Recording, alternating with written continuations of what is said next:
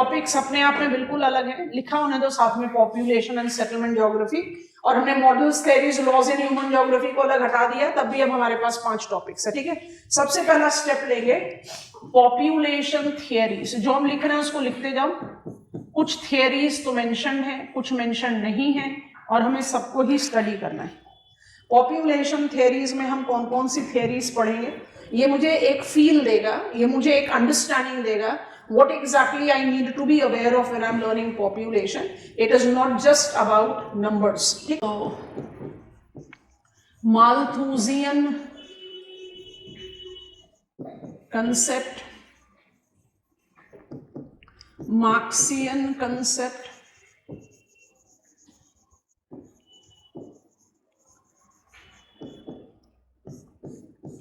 नहीं लिखा हुआ है सिलेबस में, बट पॉपुलेशन थियरीज लिखा हुआ है। थियरीज कभी खत्म ही नहीं होंगी विदाउट एडिंग एलरिच, सिमोन अप्रोचेस, ठीक है। इसके बाद डेमोग्राफिक ट्रांजिशन मॉडल, आपको भी सिलेबस में दिखाएंगे, मॉडल्स लिखा हुआ है सिलेबस में, डेमोग्राफिक ट्रांजिशन मॉडल्स लिखा हुआ है। तो जब मॉडल्स लिखा हुआ है तो इसका एक टेल एंडर है, उसको भी हमें अलग से पढ़ना पड़ेगा।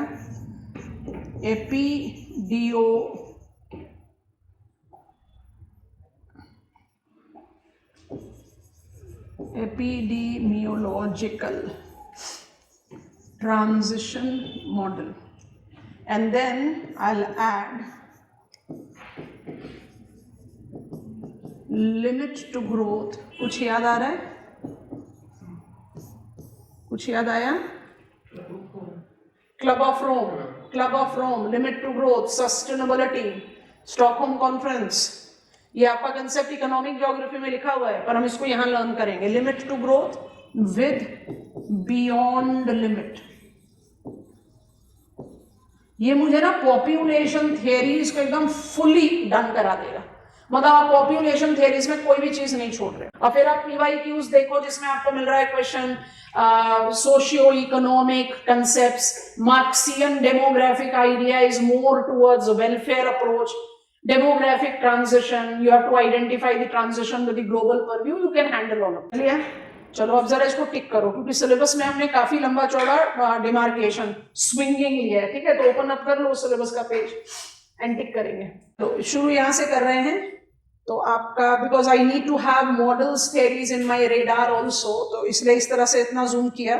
आपको आपके लाइन नंबर 3 पॉपुलेशन के सिलेबस में पॉपुलेशन थियरीज लिखा हुआ दिख रहा है, हमने अंडरलाइन कर दिया। ठीक है, तो हमने प्रिंसिपल टॉपिक तो यहां से उठा लिया, इसको नंबर 1 मार्क कर लो।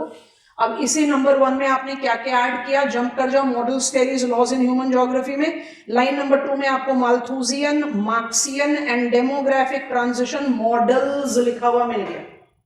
तो मॉडल्स दोनों पढ़ने हैं, डेमोग्राफिक ट्रांजिशन मॉडल भी पढ़ना है और एपिडियोमोलॉजिकल ट्रांजिशन मॉडल भी पढ़ना है, तो हम इनको स्टडी कर लेंगे। ठीक है, अच्छा, हमारे पॉपुलेशन थियरीज यहाँ खत्म नहीं होते। एलरिच, सिमोन नहीं लिखा हुआ है, बट माल्थूजियन पढ़ोगे तो नियो माल्थूजियन पढ़ना ही पड़ेगा, that is where we have the scholars, तो उनको छोड़ दीजिए। बट जस्ट थोड़ा सा स्क्रॉल अप कर लेंगे तो I will find economic geography line number 2 the limits to growth. आ गया वो लिमिट्स टू ग्रोथ, जो हमने इकोनॉमिक ज्योग्राफी का पॉइंट है उसको हम यहाँ पर एड ऑन करके पढ़ लेंगे। ये मुझे पॉपुलेशन का एक जो कहते हैं ना होलसम पर्सपेक्टिव दे देगा, तो I take it from there. अब एग्जामिनर मुझे डेमोग्राफिक ट्रांजिशन मॉडल लिखने के लिए बोलेगा या माल्थूजियन कंसेप्ट लिखने के लिए बोलेगा, तो आई विल राइट दैट। पर मुझे अगर पॉपुलेशन थियरीज पर आंसर लिखने के लिए बोलेगा, then I will make sure कि हम बियॉन्ड लिमिट को भी ऐड करें। लिमिट टू ग्रोथ कंसेप्ट 1972 को हम ज्यादा इलैबोरेटली बिल्ड करेंगे, और उसका ऑफिशियल मॉडिफिकेशन है 1992 का, जिसको बोलते हैं beyond limits. So that gives me the perspective, more, I'll say more practical perspective about population theory. So it makes sense कि हम इसको यहाँ study करें। Of course, population को आप resources से beyond नहीं ले सकते हो, because if population have grown, it is because of technological growth. और ग्रोइंग पॉपुलेशन को आप अभी भी प्रोजेक्ट कर रहे हो that it will continue to grow. हमारा UNFPA का जो 2024 का डेटा हमारे पास अवेलेबल है वो कहता है global population will continue to grow till 2150। Population growth is here to stay and if it is here to stay I have to take a preference of technological innovation. तो कहीं economic resource that all overcomes, so हम limit to growth यहाँ पर रोप इन करते हैं और जब उसको कवर करेंगे तो आपको अपने आप ही पता चल जाएगा कि how important it was. So I have taken some from laws theories and population theory. चलो अब हम जा रहे हैं स्टेप नंबर 2 पे। ये हमारी शुरुआत होगी, उसके बाद हम स्टेप नंबर 2 पर जाएंगे and I have selected step number 2 to be growth and distribution, माने बहुत आसान टॉपिक ऑफ ग्लोबल पॉपुलेशन। इसमें बस अच्छा ह्यूमन ज्योग्राफी में ये वाला एक टर्म है जिसको आप लोगों ने बड़े दिमाग से कहते हैं ना आत्मसात कर लेना, इम्बाइब कर लेना। You must always time and space. जब आप ग्रोथ की बात कर रहे हो तब आप टाइम की बात कर रहे हो, जब आप डिस्ट्रीब्यूशन की बात कर रहे हो तब आप स्पेस की बात कर रहे हो। तो ज्योग्राफी में जो रेप्लिका या सिनोनिमस टर्म हो सकता है, growth is what is the trend of global population, distribution is what is the pattern of global population। समझ में आया? ट्रेंड एंड पैटर्न, ट्रेंड हो जाएगा टाइम और पैटर्न हो जाएगा space. Growth and distribution of global population को हम नंबर 2 पर पिकअप करेंगे। है तो बहुत आसान टॉपिक, बट इसमें जो हमारा मॉडिफिकेशन है from Asia centric to African centric, तो यहाँ पर हम 2024 के पॉपुलेशन डेटा को थोड़ा सा एनालाइज करेंगे तो it will give us some updation जो प्रैक्टिकली अवेलेबल है हमारे पास। तो इसको स्टार मार्क कर देते हैं because it definitely gives me something unique, no I will not say unique, but something that is truly making the change in the demographic equation, otherwise conventional. बहुत easy going conventional topic है, tick करते हैं थोड़ी देर बाद। इसके बाद हम pickup करेंगे 10 मिनट का रेफरेंस होगा पर यहीं से हम डेविएट करेंगे डेमोग्राफिक एट्रीब्यूट्स। डेमोग्राफिक एट्रीब्यूट्स भी बोलते हैं और डेमोग्राफिक वेरिएबल्स भी बोलते हैं। अब बनाने के लिए तो एक सिंपल सा डायग्राम बनता है UNFPA का। We have got 6 demographic variables, syllabus में लिखा डेमोग्राफिक वेरिएबल्स एट्रीब्यूट्स। हमारे पास 6 डेमोग्राफिक वेरिएबल्स होते हैं। इस लेवल तक पहुंचते पहुंचते 2 तो हम पढ़ चुके होंगे, डेमोग्राफिक ट्रांजिशन मॉडल में हमें उसको पढ़ना है। सो हमें डेमोग्राफिक एट्रीब्यूट्स में क्या क्या पढ़ना होता है तो ध्यान से नोटिस करना, क्योंकि इसी से फिर आपकी स्टडी आगे बढ़ेगी। डेमोग्राफिक वेरिएबल्स में होती हैं fertility, mortality, migration, population size, population distribution and population composition. अब इस लेवल तक पहुंचते पहुंचते अभी समझाना थोड़ा सा मुश्किल है, कंप्लीटली नहीं समझोगे, बट फिर भी देखो आपका जो टॉपिक नंबर 2 हमारे स्टडी प्लान में लिखा हुआ है वो क्या कह रहा है, ग्रोथ एंड डिस्ट्रीब्यूशन। तो साइज एंड डिस्ट्रीब्यूशन दोनों की बात हो रही है ना, तो ये तो आप यहाँ पर पढ़ ही चुके हैं। जब तक आप यहाँ पहुंचोगे ये आप पढ़ चुके हो। डेमोग्राफिक ट्रांजिशन मॉडल पढ़ते समय आप फर्टिलिटी और मोर्टालिटी भी कर चुके होगे, क्योंकि demographic transition model is about fertility, mortality नहीं आता है, कोई बात नहीं, हम समझाएंगे व्हाट इज फर्टिलिटी, सब पढ़ना है। Total fertility rate, crude birth rate, crude death rate, you have to learn all of them. Cohort and period perspective, you have to learn that. Question has been asked on net reproductive ratio. तो examiner कुछ भी पूछ सकता है, we have to take that. पर बचेगा क्या, migration, बचा क्या, पॉपुलेशन कॉम्पोजिशन। तो पॉपुलेशन कॉम्पोजिशन में आप एज एंड सेक्स कॉम्पोजिशन लेते हो। अभी अलग से सिलेबस में तो लिखा हुआ नहीं है, लेकिन जनरल स्टडीज में भी क्वेश्चन पूछ लिया डेमोग्राफिक विंटर्स, और ऑप्शनल में क्वेश्चन पूछ लिया geriatrics and world wide. This is something that we have to be actually worried about. हम जितना अभी हमने पढ़ा secularisation is inevitable part of modernisation. World में देखो चाहे इंडिया में देखो, हम इंडियन पर्सपेक्टिव को यहाँ फोकस नहीं करेंगे, इंडियन पॉपुलेशन में डिटेल्स में करेंगे। It is an irony actually.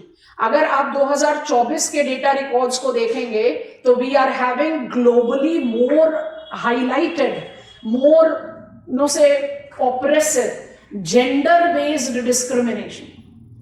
माने if I apply it to my generation, हमारे ग्रैंड मदर्स को जो राइट्स थे वो राइट्स अब हमारे पास नहीं है, लीगली और socially whatsoever. And that is something which is very difficult for us to digest, that we are talking about modernization, we are talking about empowerment, we are talking about economic, self-dependent, we are not even dependent, but then also a sort of a societal vicious cycle that is applied to, क्योंकि ये myth है, ये हमारे दिमाग में एक myth है कि developed world में gender based discrimination नहीं है, it reflects itself less, क्योंकि वहां पर इकोनॉमिक इंडिपेंडेंस ज्यादा है. ओरिएंटल वर्ल्ड में या डेवलपिंग वर्ल्ड में there is still gender based division of family norms. इसलिए सेंसस 2011 बड़ा इंटरेस्टिंग फैक्ट है, सुनो जरा ध्यान से. 2011 सेंसस जो हमारे पास last formal census data table है, उसमें जो तब हाउस वाइफ बोलते थे, अब होम मेकर टर्म चेंज हो गया, because now we are having house husbands also. Again logic क्या हो गया? Occidental is evolving. It's a choice, because doing household chores is actually nowhere related to gender, which has been imbibed in us because we have been of that societal setup. तो हमने क्या किया? Gender based divide कर दिया. अच्छा भी है that male will go out and earn the bread and bread will be made by females. So this has been our cultural domain. उसमें हुआ क्या? The homemakers have been considered to be 2011 census. Dependent population में homemakers were counted, तब housewives लिखा जाता था, housewives were counted with beggars and prostitutes. बहुत massive agitation, but that died out. Logic यही है, you are not earning, you are in working age group but you are not earning, you are dependent. अब उसके साथ आप बैठ के debate करो, आज की डेट में बहुत डिबेट होता है, and I think all of us will agree, 24/7 का टास्क करते हैं homemakers. Definitely because of our societal family, आप अपने फैमिली के लिए कर रहे हो, आप अपने बच्चों के लिए कर रहे हो, etcetera. But if that is to be converted into money, so how much you are paying your maids, फिर तो मम्मी मेड थोड़ी ना होगी. मतलब इस तरह का एक सोशियोलॉजिकल एंड इमोशनल डिबेट चलता है. But if you try to put it in monetary terms, they are actually contributing to economy more than the actual bread earner. तो ये डिबेट्स के साथ आप एसोसिएट करें, देयर इज जेंडर डिस्क्रिमिनेशन. तो यहां पर मुझे टेल एंडर्स मिल जाएगा. This goes to geriatrics, old age, life expectancy world wide बढ़ रही है. ये टेक्निकल टर्म है, मेडिकल टर्म है. Geriatrics correlates with old age population. हम उसको ज्योग्राफिकल एज में कैसे लेते हैं. And here we talk about discrimination, and there are certain important indicators that you should take into consideration. तो हमें अपनी पर्सपेक्टिव या कॉम्पोजिशन को समझने में ज़्यादा आसानी मिलेगी. तो मेरे पास एक माइग्रेशन, अब माइग्रेशन का डिटेल्स यहाँ लिख देते हैं. कॉजेज, कॉन्सिक्वेंसेस, ये सब सिलेबस में लिखा हुआ है और हम सिर्फ ये नहीं पढ़ते. मैप ऑफ वर्ल्ड में हो तो causes and consequences of migration, कौन सा माइग्रेशन पढ़ोगे? इंटरनेशनल. तो हम सारी चीजें पढ़ते हैं. ब्रैकेट में लिख दे रहेंगे ट्रेंड, आपको समझा दिया ट्रेंड का मतलब क्या होता है, पैटर्न. तो डेमोग्राफिक वेरिएबल्स को पिकअप करते he will be taking up the reference of these. ठीक है, तो आ जाओ जरा सिलेबस पेज पर, टिक कर लेते हैं. काफी कुछ लिख लिया, आ जाए. हम नंबर 1 मार्क कर चुके हैं, अब हम नंबर 2 मार्क करना चाह रहे हैं. तो नंबर 2 आपका पॉपुलेशन के सिलेबस में ही है. Here it is, growth and distribution of world population. हो गया, टिक कर दो इसको. इसके बाद हम आ रहे हैं नंबर 3 पर.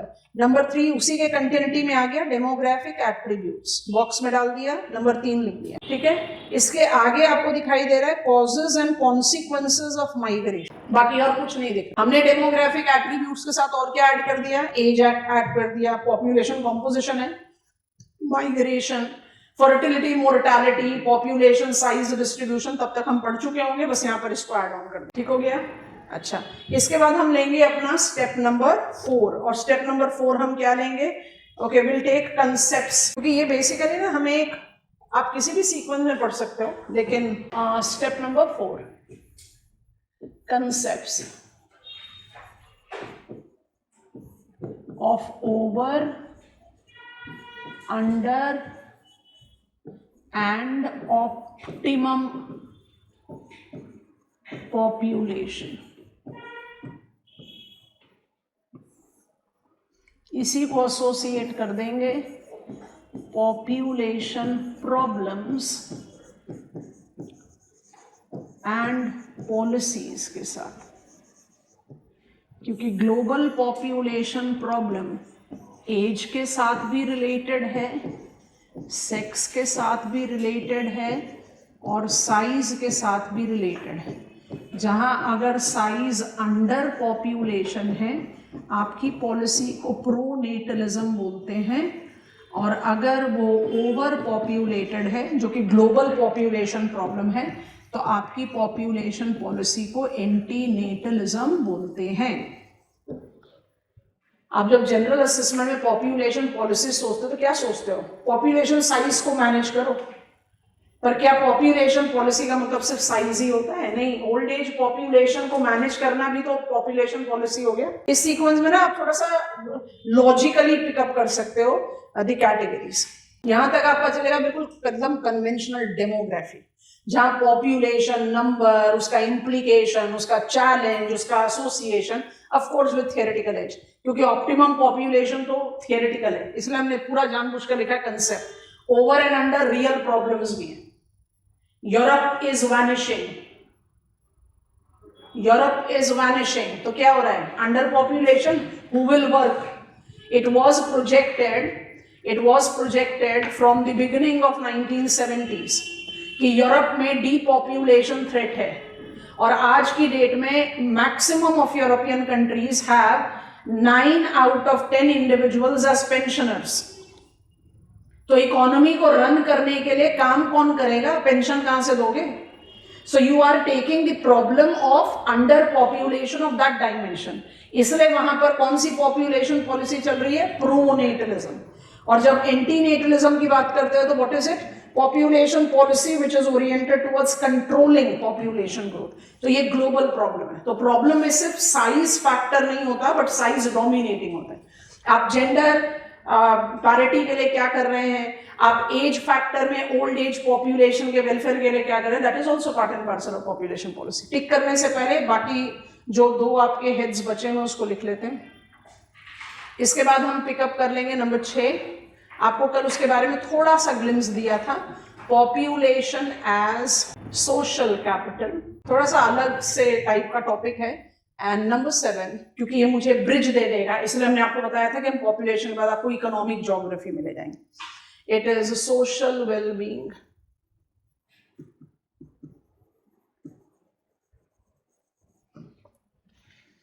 And quality of life.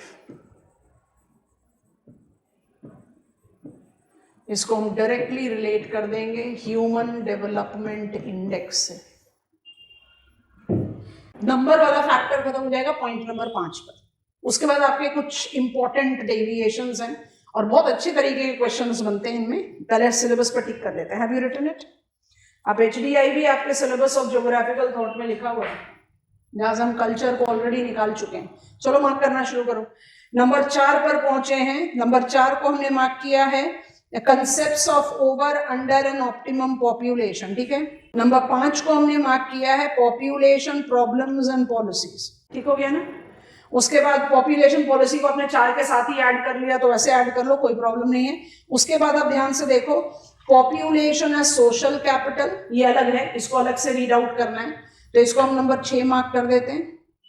और social wellbeing and quality of life number 7, and please connect it with right here human development index, जो perspective and development of human geography के बिल्कुल लास्ट में लिखा हुआ,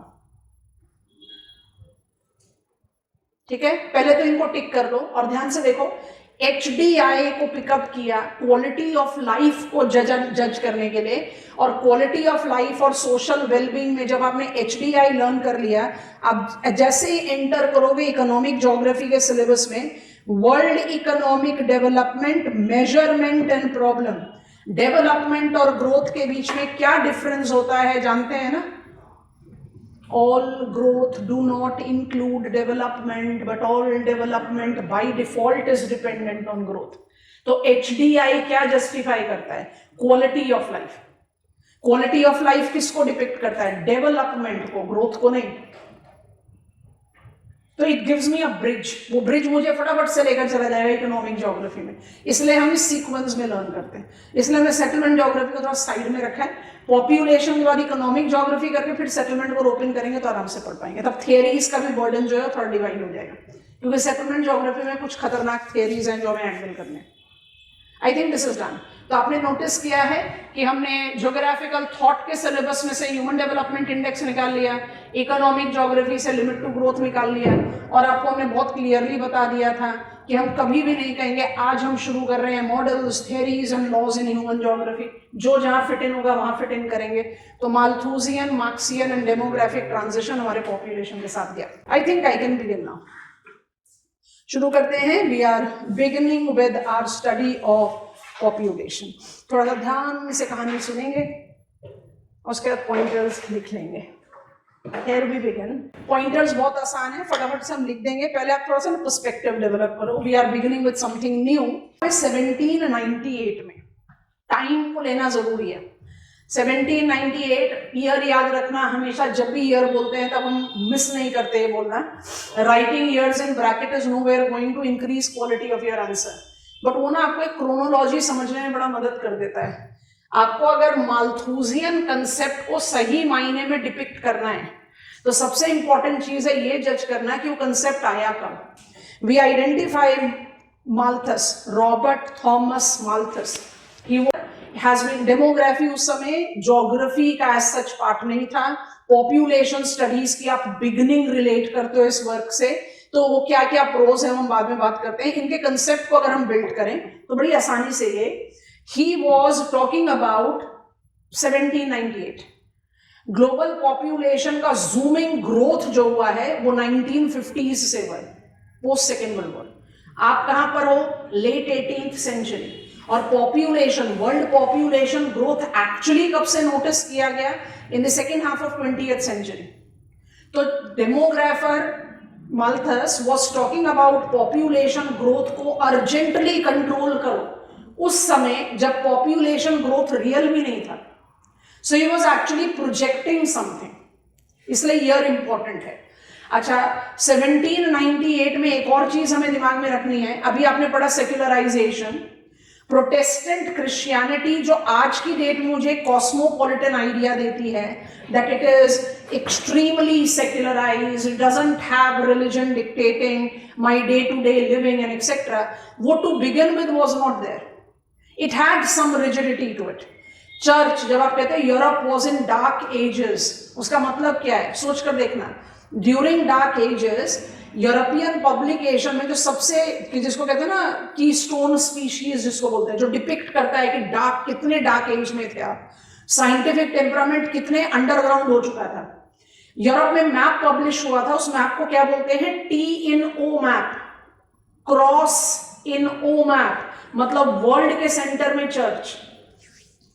that kind of rigidity prevailed when we were in dark ages. आप उस context में सोचो, 1798 में आप कोई कंसेप्ट प्रोपाउंड करोगे, वहां बाय डिफॉल्ट जो सोशियोलॉजिकल या चर्च का या जो रिलीजन का डिक्टेटिंग नॉर्म है उसका इन्फ्लुएंस तो दिखाई देगा। That is the reason he never talked about means of contraception.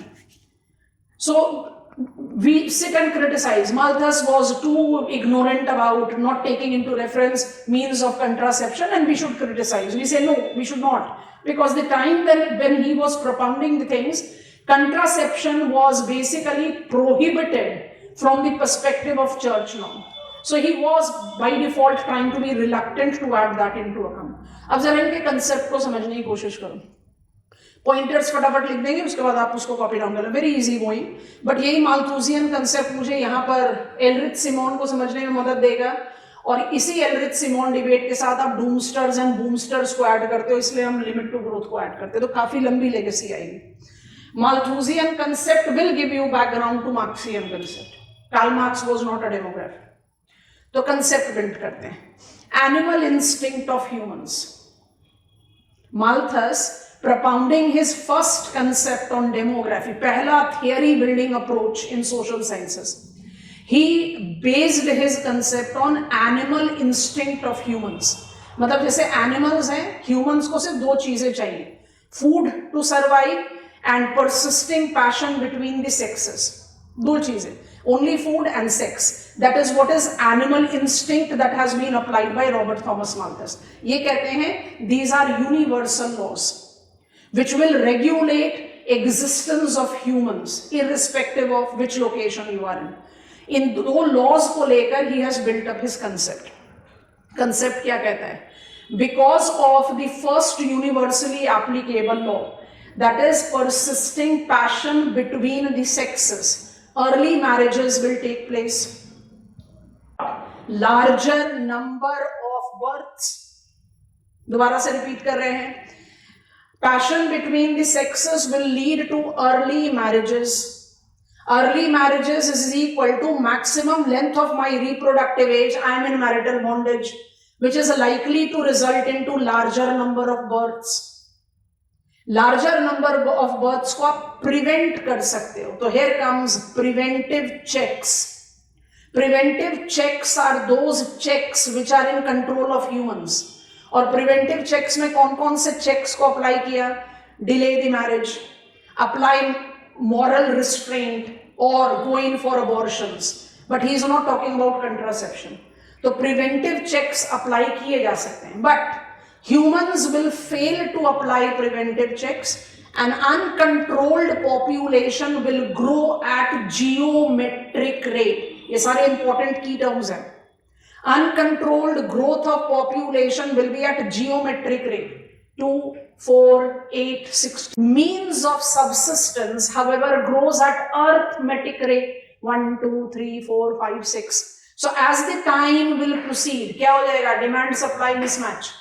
Population will zoom up, means of subsistence will fall short to fit in. यहाँ पर आएगा division of the society. Society will get divided into haves, rich, have-nots, poor. Rich still can. अगर मान लीजिए कि we are taking inflationary trend, so the upper middle class people, affluent people, they don't feel that pinch in their pocket. But जो daily wage earner है, lower middle class people है, they by default feel the pinch, and they definitely try to cut down on their consumption. So haves will not be influenced that much, but have-nots, poor, will be majorly influenced. यहाँ पर आएगा दूसरा universal law to play. Food required for survival. अब food की supply कम है, demand ज्यादा है, तो इसमें क्या होगा? Second category of checks will come to play. अब इस चेक का क्या नाम है? Positive check.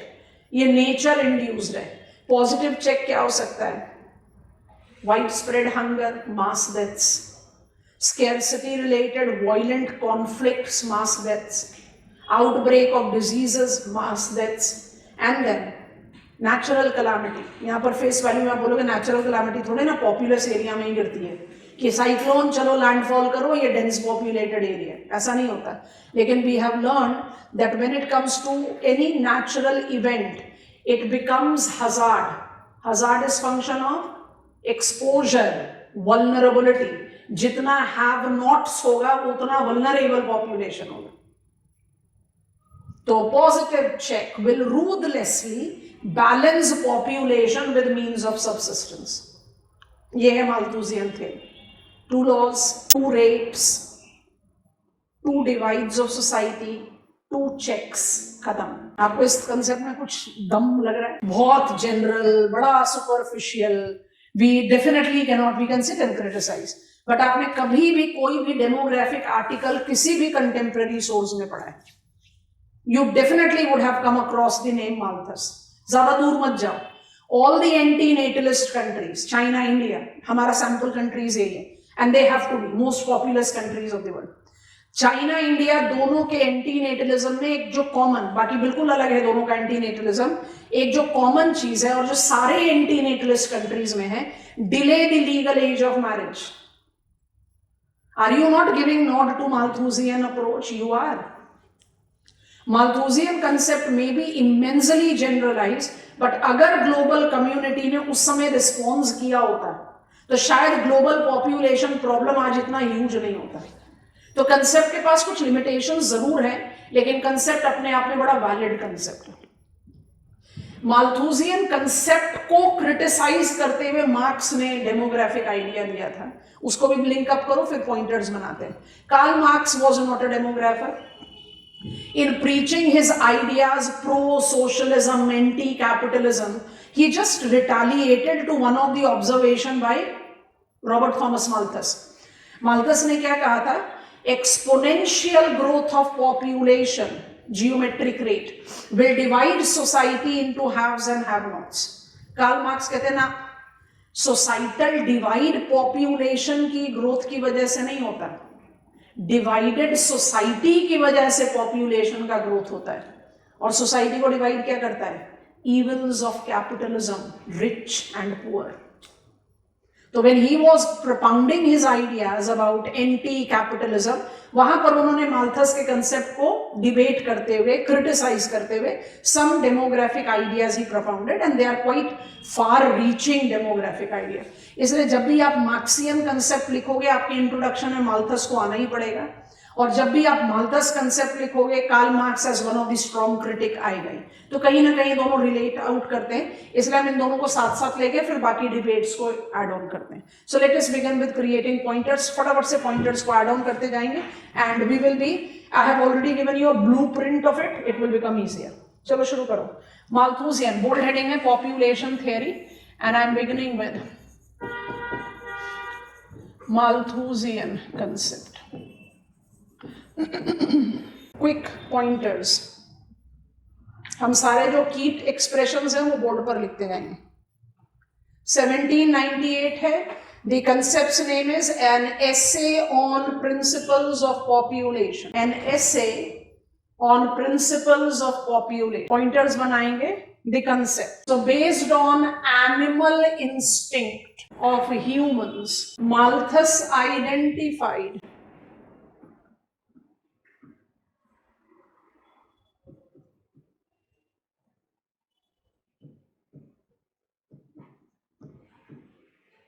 two universal laws.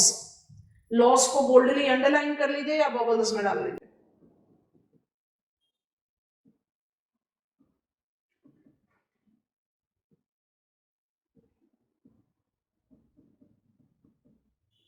Regulating human existence. 1 and 2. Persisting passion between the sexes and food required for survival. Next, in the impact of persisting passion between the sexes, early marriages will take place, generating longer duration of reproductive age, marital bondage,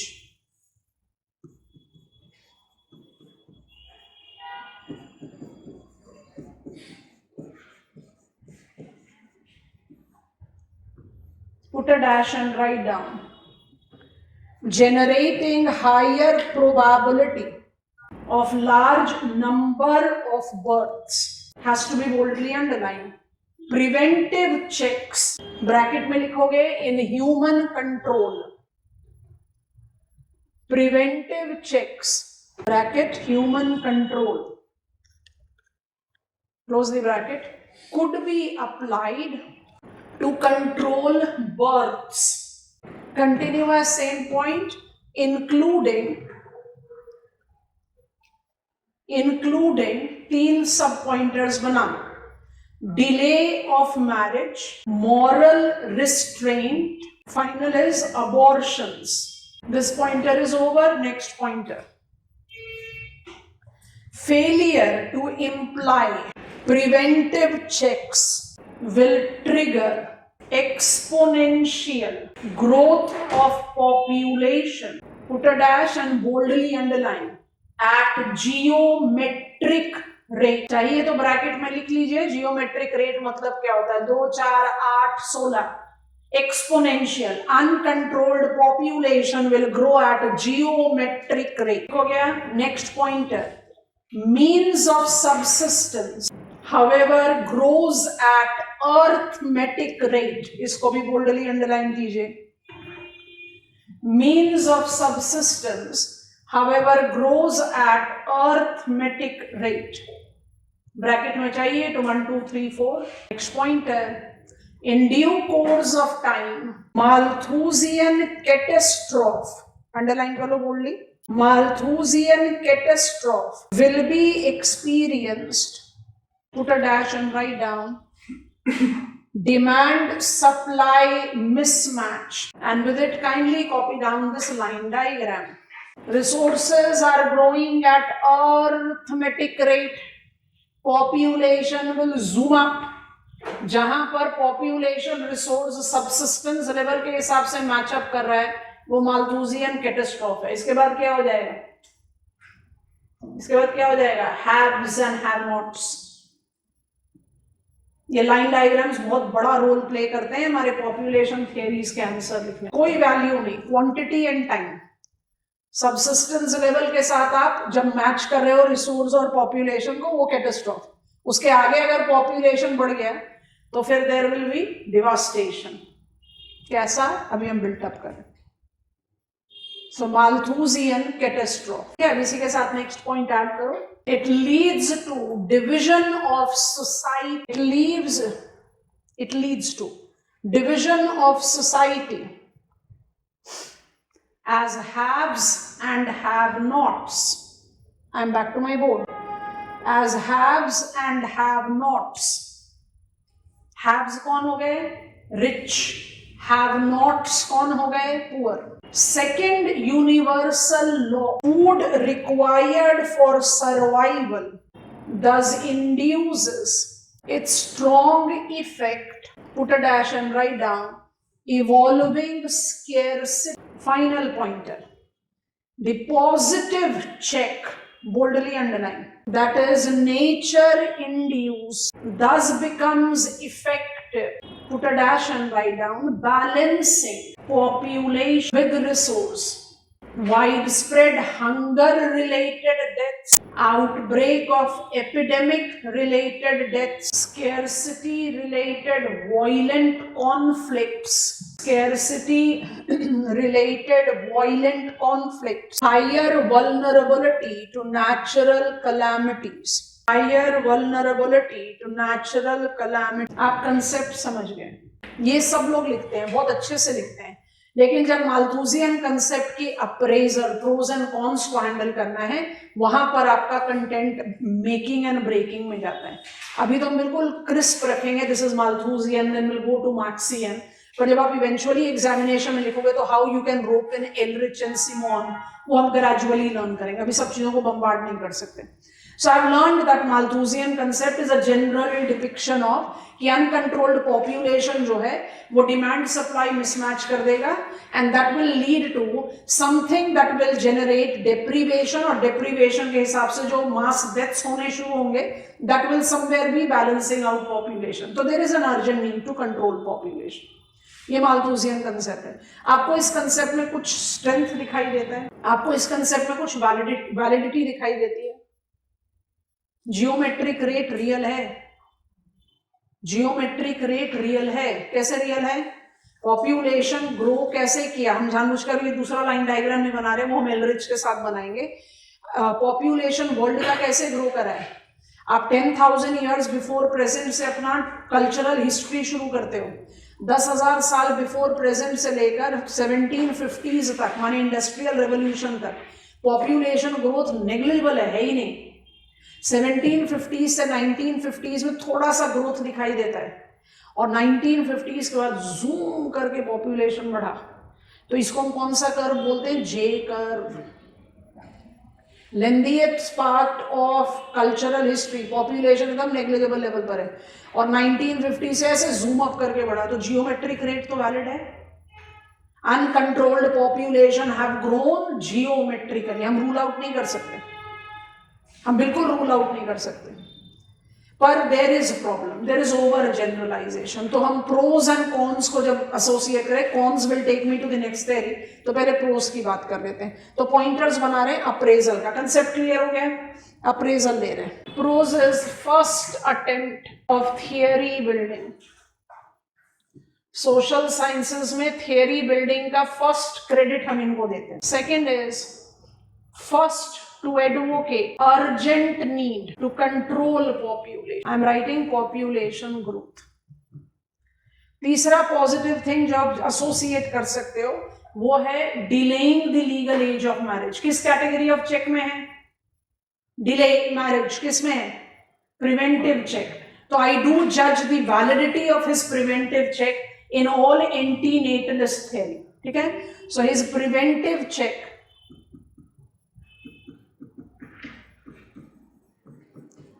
as a delay marriage has its validity in all anti-natalist population policies. अभी हम पढ़ेंगे population policies in details, तो आपके पास information आ जाएगी जो आप examination hall में add करते हैं. ठीक है. और एक और पॉइंट ऑफ वैलिडिटी हम ऐड करते हैं. We do validate geometric rate of uncontrolled population growth.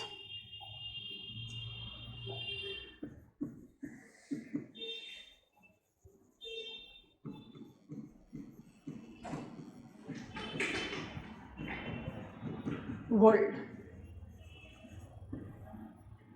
अभी सिर्फ लिखो जे कर्व ब्रैकेट में. जे कर्व बनाएंगे थोड़ी देर बाद, अभी नहीं बना. आपको ये सारे पॉइंट समझ में आ गए?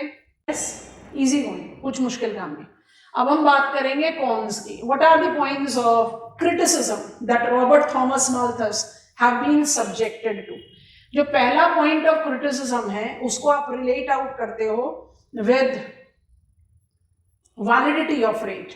मतलब आप इसको क्या जस्टिफिकेशन दे रहे हो? Pessimistic approach.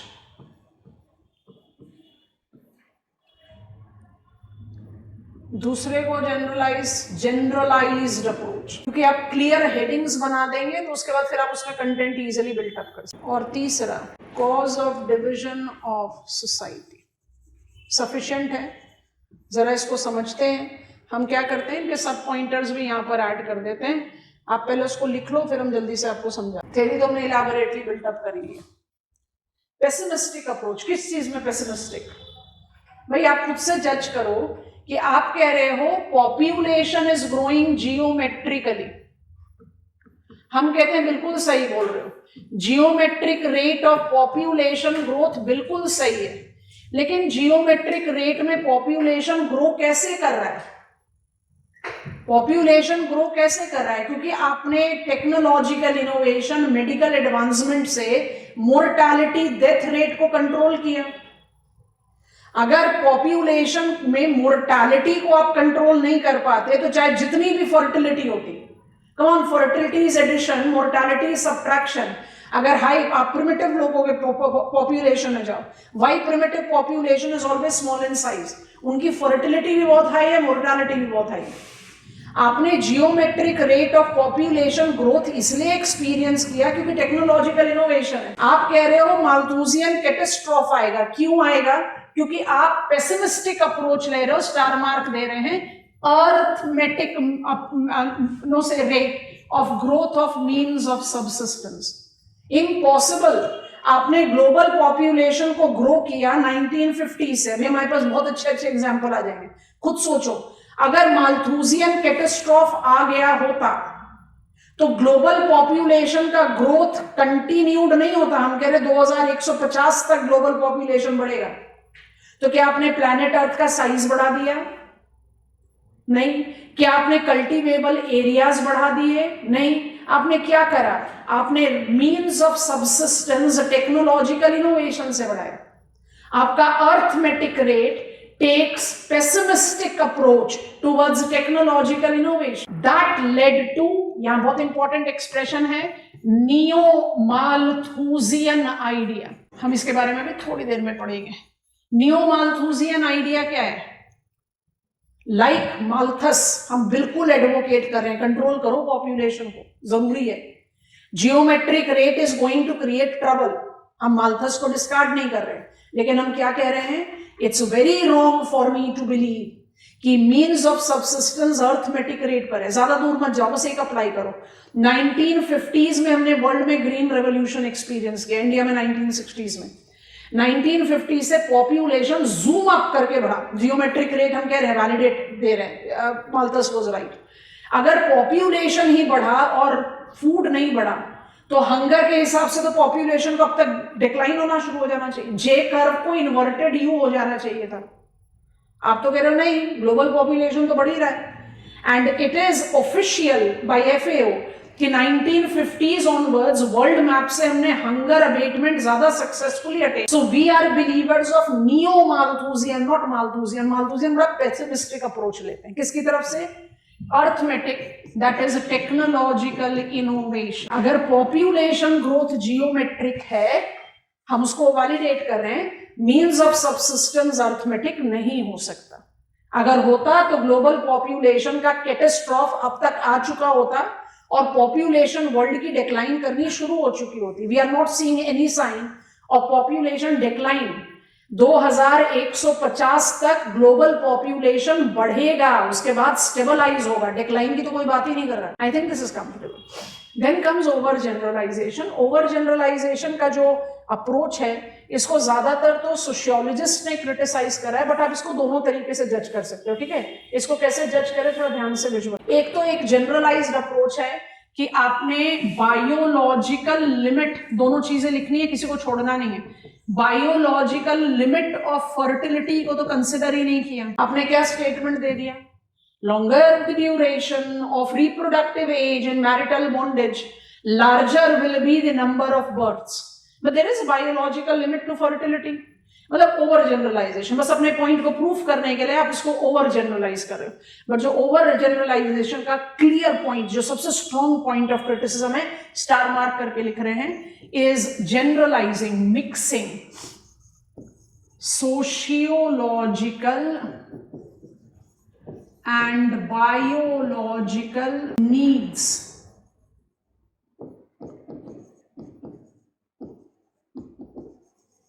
बहुत important point. Come on, we do agree, passion between the sexes perfect, but my urge to have sex is my biological need. It definitely cannot be corresponding to giving birth to a child. Decision to give birth to a child is more of sociological needs. So biological need, passion between the sexes, animal instinct, chalo मान गए. But that passion between the sexes and urge to have sex is a biological need which may not always transform itself in births. So how correct it is for us to treat them to be synonymous? नहीं है. Every sexual encounter don't lead to births. I hope you are understanding. So जो over generalization है, इसको by default associate किया जाता है messing up with, over generalizing sociological and biological needs. So this is also very important point of criticism. And the last point of criticism है cause of division of society. Who is the critic here? Karl Marx. अब ये तो मुझे ले जाएगा Marxian theory में, तो इसको ब्रीफ ही रख लेते हैं। कार्ल मार्क्स ने कैसे क्रिटिसाइज किया इसको? Cause of division of society is evils of capitalism and it is not due to population growth. मुझे मार्क्सियन कंसेप्ट पूरे डिटेल्स में पढ़ना है, तो हम इसको यहाँ पर ब्रीफ रखते हैं। आप पहले मुझे बताओ, आप माल्थुसियन कंसेप्ट से फुली समझ गए, कन्विंस हो गए, तो हम आगे बढ़ जाएंगे। नियो माल्थुसियन अभी रिजर्व में रखा हुआ है। कुछ और टर्म्स हैं जैसे हमने यूज किया था डूमस्टर्स, फिर boomsters, so will be adding all those. Malthusian versus cornucopians, कुछ इंपॉर्टेंट इंटरेस्टिंग टर्मिनोलॉजीज अभी हैंडल करेंगे। This is first theory on population. इस थियरी ने बेस क्रिएट किया जब कार्ल मार्क्स ने अपनी ideas, his work is called theory on population. Karl Marx का अप्रोच और बहुत इजी गोइंग है, उसको कंस्ट्रक्ट आउट कर लेते हैं। So can I proceed further? हम स्टेप नंबर 2 पर आ गए। आप इसको कट शॉर्ट कर रहे हो क्योंकि आपने पूरा कंसेप्ट बिल्ड करना है, तो it will automatically be enriched. So Marxian theory on population कैसे बिल्ड करें कंसेप्ट को? अब यहाँ पर ज्यादा कुछ हौच पौच नहीं है, तो हम लिखते जा रहे हैं, आप समझ के उसको कॉपी डाउन कर लेना, तो ज्यादा डिक्टेशन वाला काम नहीं है। माल्थुसियन कंसेप्ट में rate and checks and divides बहुत सारे एक्सप्रेशन थे, तो इसलिए डिक्टेट में दे दिया। मार्क्सियन कंसेप्ट क्या है, बहुत इंपॉर्टेंट है, ये स्टेटमेंट कभी भी मिस आउट नहीं होना चाहिए, क्योंकि all of us are aware of the fact that Karl Marx was not a demographer, है ना? So when I take Marxian concept, I derive it on from Malthusian work. So in giving his ideas anti-capitalism, he expressed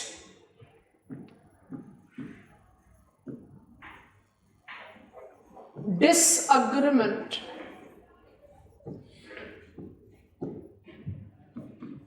to Malthusian demographic ideas,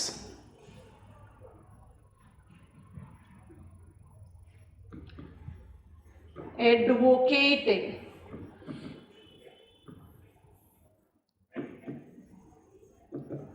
that societal divide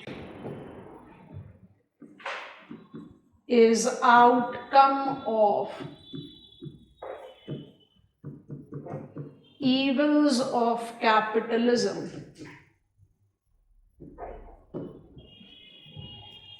What does it result into? It results into division. अब ये division है ना, societal divide. तो societal divide कितने हैं? दो, एक है रिच और एक है पुअर। अब आप चले गए बिल्कुल कैपिटलिस्ट, एंटी कैपिटलिस्ट आइडियोलॉजी में, ठीक है? रिच कौन है, सारी कैरेक्टरिस्टिक्स लिखते जा रहे हैं, पहले लिख लो, उसके बाद फिर जल्दी से समझा देंगे, समझ में आ जाएगा। रिच कौन है, स्मॉल भी अपनों से इनअप्रोप्रिएट है, मीजर लिखना चाहिए, fraction. So rich is fraction share of total population.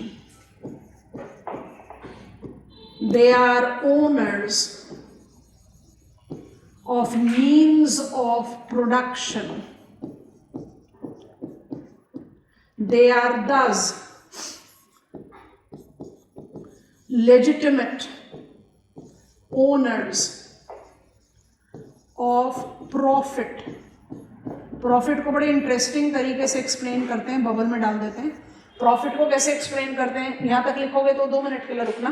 Karl Marx profit को क्या बोलते हैं? Of course it's very evident thing, profit नहीं लिखते, वो कहते हैं they are the legitimate within quotes and underline, because I am the owner of means of production, so I become the legitimate owner of positive difference between cost of production and sales realise. Profit क्या होता है? आपका input cost है, जो किसी चीज को produce करने के लिए जो आपने कॉस्ट बियर किया है, उससे ज्यादा कीमत में अगर आप उसको बेच लो तो cost is what you incur, price is what you get, positive difference between cost of production and sales realise profit. So I pocket all the profit. अच्छा, अब इसके साथ जो सबसे इंपॉर्टेंट चीज है तो उसको स्टार मार्क के साथ लिखते हैं, इविल्स ऑफ कैपिटलिज्म बोल रहे हैं ना, तो इविल कहां आ गया? इविल जो सबसे मेजर पॉइंट पर आया वो यहां आ गया, capitalism gives rich the power to save on labour wages age. अब 12, 14, 15 घंटे काम करो, आपको आपका लेजिटिमेट वेज भी नहीं मिल रहा, आप कौन है? पुअर।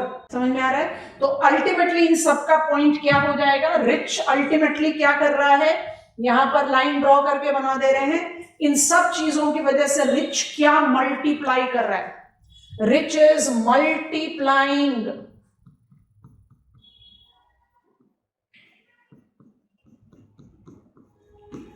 एफ्लुएंस।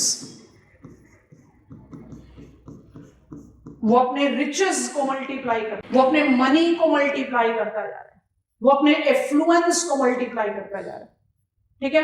अब पैरेलल कॉलम बनाते हैं, आप फटाफट से मदद कर देना, आराम से बना लेंगे। फिर पुअर पर आ गया, पुअर क्या होगा? Major share of total population. चलो ये तो समझ में आ गया, majority of the people are poor, they do not have any right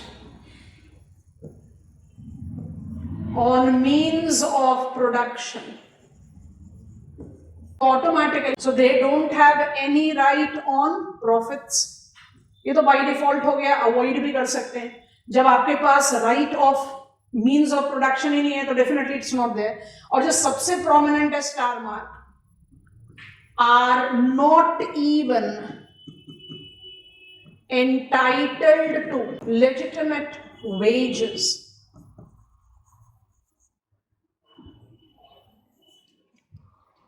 सो बेचारे क्या कर रहे हैं फिर बताओ? They will be multiplying their deprivation. एक मिनट रुकना अभी। They will be multiplying their deprivation, और उसी फ्रस्ट्रेशन में the only thing that they possibly have to multiply is population. किस अजम्पशन पर? आप ये चैलेंज ले लो, अगर आपके कहीं नेबरहुड में कोई भी कंस्ट्रक्शन साइट आपको मिलेगा, उस कंस्ट्रक्शन साइट में जो लेबर फैमिलीज रहती हैं, आप देखोगे कि उनके पास बहुत मल्टीपल साइज के बच्चे हैं। And if you just randomly go and ask them why do you give birth to so many children, तो उनका सिंपल लॉजिक क्या होता है? It will increase the income level per family. तो poor who is subjected to such deprived living tends to multiply, बहुत important है, tends to multiply what? Population, the only thing that they have। और वो किस notion पर based है? It is based on the assumption that we will increase family income, क्योंकि जितने hands होंगे उतना ज्यादा earning source होगा, at least we will come out of our deprived living। होता क्या है? उल्टा। जब चाइना ने इंडिपेंडेंस अटेन करने के बाद माओइस्ट पॉपुलेशन पॉलिसी मोबिलाइज की थी, इट वाज प्रोनेटलिज्म। चाइना को हम जितना भी क्रिटिसाइज करें, चाइना के पॉलिसी इंप्लीमेंटेशन गजब है किसी भी लेवल पर। पॉपुलेशन अभी पढ़ रहे हो, इकोनॉमिक आप पढ़ो, it actually have proven time and again wonders to its implementation capacity। Covid time में रिकॉल करो, मल्टी स्पेशलिटी हॉस्पिटल्स जो ऐसे खड़े हो रहे थे जैसे you are creating it on the, you are creating toy hospitals altogether. So policy making में हम भी पीछे नहीं है, लेकिन हमारा पॉलिसी इंप्लीमेंटेशन थोड़ा सा हमेशा जर्की रहता है। So not being anti Indian, एक जनरल अप्रेजर की बात कर रहे हैं। जब अटेनमेंट ऑफ इंडिपेंडेंस हुआ चाइना का, तो China followed Maoist population policy, और आज की डेट में ऑन रिकॉर्ड सक्सेसफुल प्रोनेटलिज्म सिर्फ वही है। माओइस्ट पॉपुलेशन पॉलिसी किस नोशन पर बेस्ड थी? Give birth to as many children as you want to, because our country requires workforce. जितने बच्चों का जन्म होगा वो दो हाथ जोड़ेंगे वर्क कंट्री के वर्कफोर्स में। और this Maoist population policy triggered population growth in China, and China became the most populous country of the world in record time of 20 years। और ये जो population growth हो रहा था 60s से 80s के बीच में, 81 में कॉन्स्टिट्यूशन अमेंडमेंट आया चाइना में, 60s से 80s के बीच में जो population growth हो रहा था, वहां पर रियलाइजेशन आनी शुरू हुई कि दो हाथ के बीच में एक पेट और एक दिमाग भी है। Only hands are not going to be workforce if the brain and the stomach is not appropriately fed। इसलिए 1981 में माओइस्ट पॉपुलेशन पॉलिसी को कन्वर्ट करके एंटी नेटलिज्म किया गया, एंड अगेन 20 इयर्स के रिकॉर्ड टाइम में जीरो पॉपुलेशन ग्रोथ अटेन कर लिया जाए। What point I am trying to prove with Maoist population policy? Evils of capitalism tends to divide society into rich and poor। Rich वो चीज multiply कर रहा है जो उसके पास है, और पुअर वो चीज मल्टीप्लाई करेगा जो वो सिर्फ मल्टीप्लाई कर सकता है। पर वो मल्टीप्लाई क्यों करेगा? It's based on the notion कि अगर मेरे फैमिली मेंबर्स ज्यादा हैं तो I will be having more workforce, हमारी अर्निंग बहुत कम है बट टोटल फैमिली इनकम बढ़ेगी। But it leads to further what? More deprivation, because there are more members to be fed. एकदम इन्फैंट बॉर्न बेबी तो वर्कफोर्स बनेगा नहीं, उसको नर्चर करना पड़ेगा, उसको कम से कम टीन एज तक लाना पड़ेगा। So it further pushes you to deprivation. तो पॉपुलेशन ग्रोथ, क्रक्स क्या है मार्क्सियन थियरी का? Population growth do not lead to division of society, divided society leads to growth of population. तो अगर पॉपुलेशन ग्रोथ सोशल डिवाइड का outcome है, तो कोई और चीज पॉपुलेशन ग्रोथ को नहीं रोक सकती। क्या रोक सकती है? Parity, development, inclusion. Come on, economic development is best contraception. Agreed? Why economic? ये UNFPA का स्टेटमेंट है. जितने इकोनॉमिकली डेवलप्ड लोकेशन में चलते चले जाओ, पॉपुलेशन कम दिखाई देगा. Why? Because population growth is the outcome of deprivation. If there will be economic growth, population अपने आप कम. That is the reason Marxian concept is identified to be more humanistic, welfare. क्योंकि वो क्या कह रहे हैं? Population बढ़ क्यों रहा है? Division of the society. अगर आपकी सोसाइटी में पुअर पॉपुलेशन नहीं है, equal opportunities to growth, inclusion, parity, development is what you can induce. You automatically will control poverty. I hope you have understood it. So this is the concept that has to be built up from Malthusian work. I am adding that, उसको note down कर लेंगे.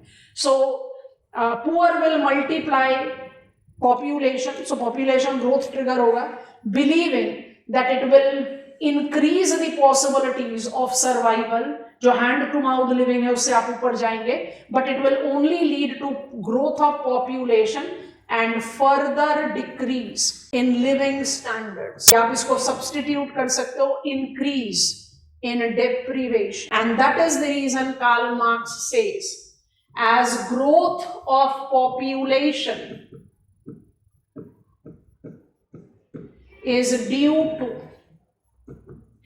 divided society, anything that will facilitate parity, that will facilitate inclusion, that will facilitate development will lead to control of population. यहाँ पर एक और चीज यहाँ add कर देते हैं, any socio politico economic setup, कोई भी जो इंड्यूस करे पैरिटी, जो इंड्यूस करे इंक्लूजन, जो इंड्यूस करे डेवलपमेंट, वो अपने आप ही पॉपुलेशन कंट्रोल को ट्रिगर करेगा. If the growth cause of population is evils of capitalism, controlling population growth is required to have socio-politico-economic setup that favors parity. आप जितना inclusion, जितना development दोगे, population अपने आप ही control होगा. I think you have understood. Cause of population growth क्या है? Inequality. तो population growth control कैसे होगा? By inducing parity. तो कोई एंटीनेटलिज्म, कोई प्रोनेटलिज्म, कोई पॉजिटिव चेक, कोई प्रिवेंटिव चेक नहीं चाहिए. आप पैरिटी इंड्यूस करो, पॉपुलेशन अपने आप रुकेगा. स्टार मार्क करके लिख दो, ये तो यूएनएफपीए का ही ऑब्जर्वेशन है. स्टार मार्क करके लिखना, UNFPA, United Nations fund for population activities. Economic development is best contraception, and it has been proven time and again. Are we comfortable with Marxian and Malthusian concept? Malthusian में एक term को carry forward करके लेकर आ रहे हैं ना, neo Malthusian, और हमने स्टडी प्लान में क्या पिकअप किया था? Here we go, Ehrlich Simon approaches. तो नियो माल्थूसियन को रोपिन कर लेते हैं, बॉक्स आइटम बनाना, बॉक्स आइटम बनाना. Depending on what is the demand of the question, आप इसको ओपन करोगे. Ehrlich Simon. तो आप रॉबर्ट थॉमस माल्थस के कंपैरिजन में बड़े ही रिसेंट टाइम्स में आ गए, 1968 में आ गए. ठीक है. ही advocated population bomb, which is also referred as Ehrlich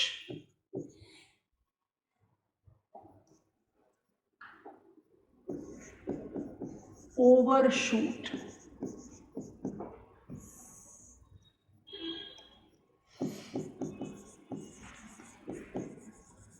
That corresponds to Malthusian catastrophe.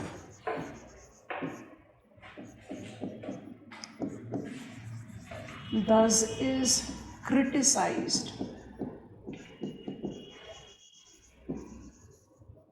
of repeating Malthusian ideas. However, he propounded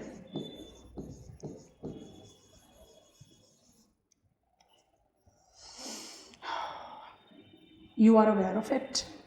हम आपको ऑलरेडी बता चुके हैं ये.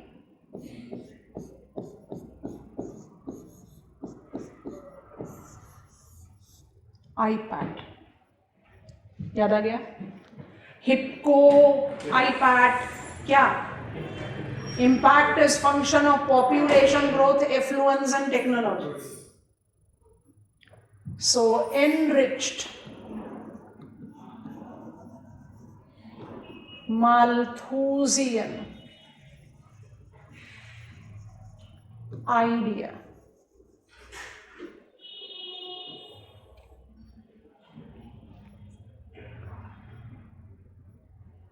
इसी कॉलम में आपने एक डायग्राम बनाना है. पहले हम वो डायग्राम आपको दिखा रहे हैं, आप वो बनाइए, उसके बाद फिर हम आगे सिमोन पर जाएंगे.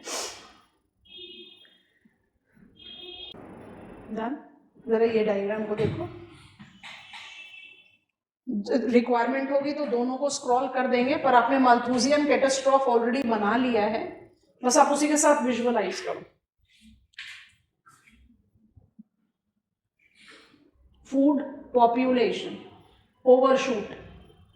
माल्थस ने इसके बाद क्या कर दिया? Overshoot catastrophe. एलरिच क्या बोल रहे हैं?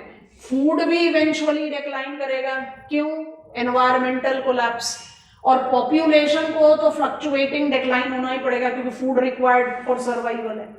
तो I do find that overshoot की बात कर रहे हैं जो माल्थुसियन कैटास्ट्रॉफ से मैच कर रहा है. लेकिन उसके बाद जो ये डिक्लाइन वाली बात करें जिसको हम बोल रहे थे बहुत दिनों से देर से, इन्वर्टेड यू, तो I see somewhere sort of enrichment. पर ये एनरिचमेंट सिर्फ इसके साथ नहीं है, iPad के साथ भी है. तो आप पहले तो इसको कॉपी डाउन कर लो. Overshoot is related to Malthusian catastrophe.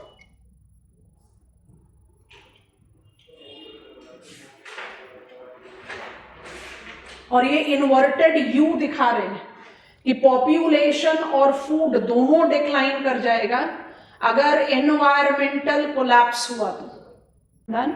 और ये जो कोलैप्स बता रहे हैं एलरिच, वो किस इक्वेशन पे बता रहे हैं? This impact of collapse of food production and population will be outcome of what? Of course growth of population. क्योंकि आप नोटिस करो कि पॉपुलेशन को आप भी जियोमेट्रिक रेट जे कर भी जस्टिफाई कर रहे हो, but it is also the outcome of affluence and technology. तो क्या हम ये कह दें कि एलरिच ने माल्थस ने जो 1798 में बताया था, एलरिच ने उसको 68 में जाके रिपीट कर दिया? सिर्फ नहीं, एनरिच करा. He has talked about overshoot which may correspond to catastrophe of Malthus, but then he is talking about collapse because he has taken iPad equation. But he is more or less Malthusian idea followed. अब हम आ रहे हैं Simone पर. I am going back to my board. Julian Simon, दो text के साथ. Economics of population growth. Year इसलिए लिख रहे हैं क्योंकि हम समझाना चाहते हैं कि हम उस समय पर हैं जब पॉपुलेशन ग्रोथ रियल है वर्ल्ड में. माल्थस तो तब बात कर रहे थे जब पॉपुलेशन ग्रोथ प्रोजेक्टेड था. और दूसरा टेक्स्ट भी इंपॉर्टेंट है, उसको भी लिख देते हैं. It is the ultimate resource. ये पब्लिश हुआ था 1981 में. Simon is believer of S curve. अब हम आपको S कर्व का डायग्राम तो जरूर दिखाएंगे, J और S कर्व का, बट पहले आपको हम समझा रहे हैं, पहले इसको ध्यान से समझना. S कर्व क्या है? होमियोस्टैटिक प्लेट्यू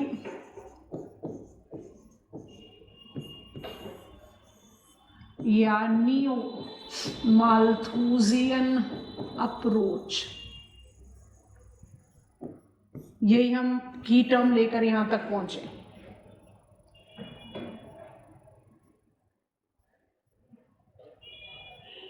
ठीक है, अब हम दो कर्व्स एक साथ बनाएंगे, आपको इमेज दिखा देंगे, बट हमारा जो इमेज है वो थोड़ा सा उससे ज़्यादा डिपिक्टिव है, तो हम बनाएंगे पहले, उसके बाद फिर आप इमेज देखना।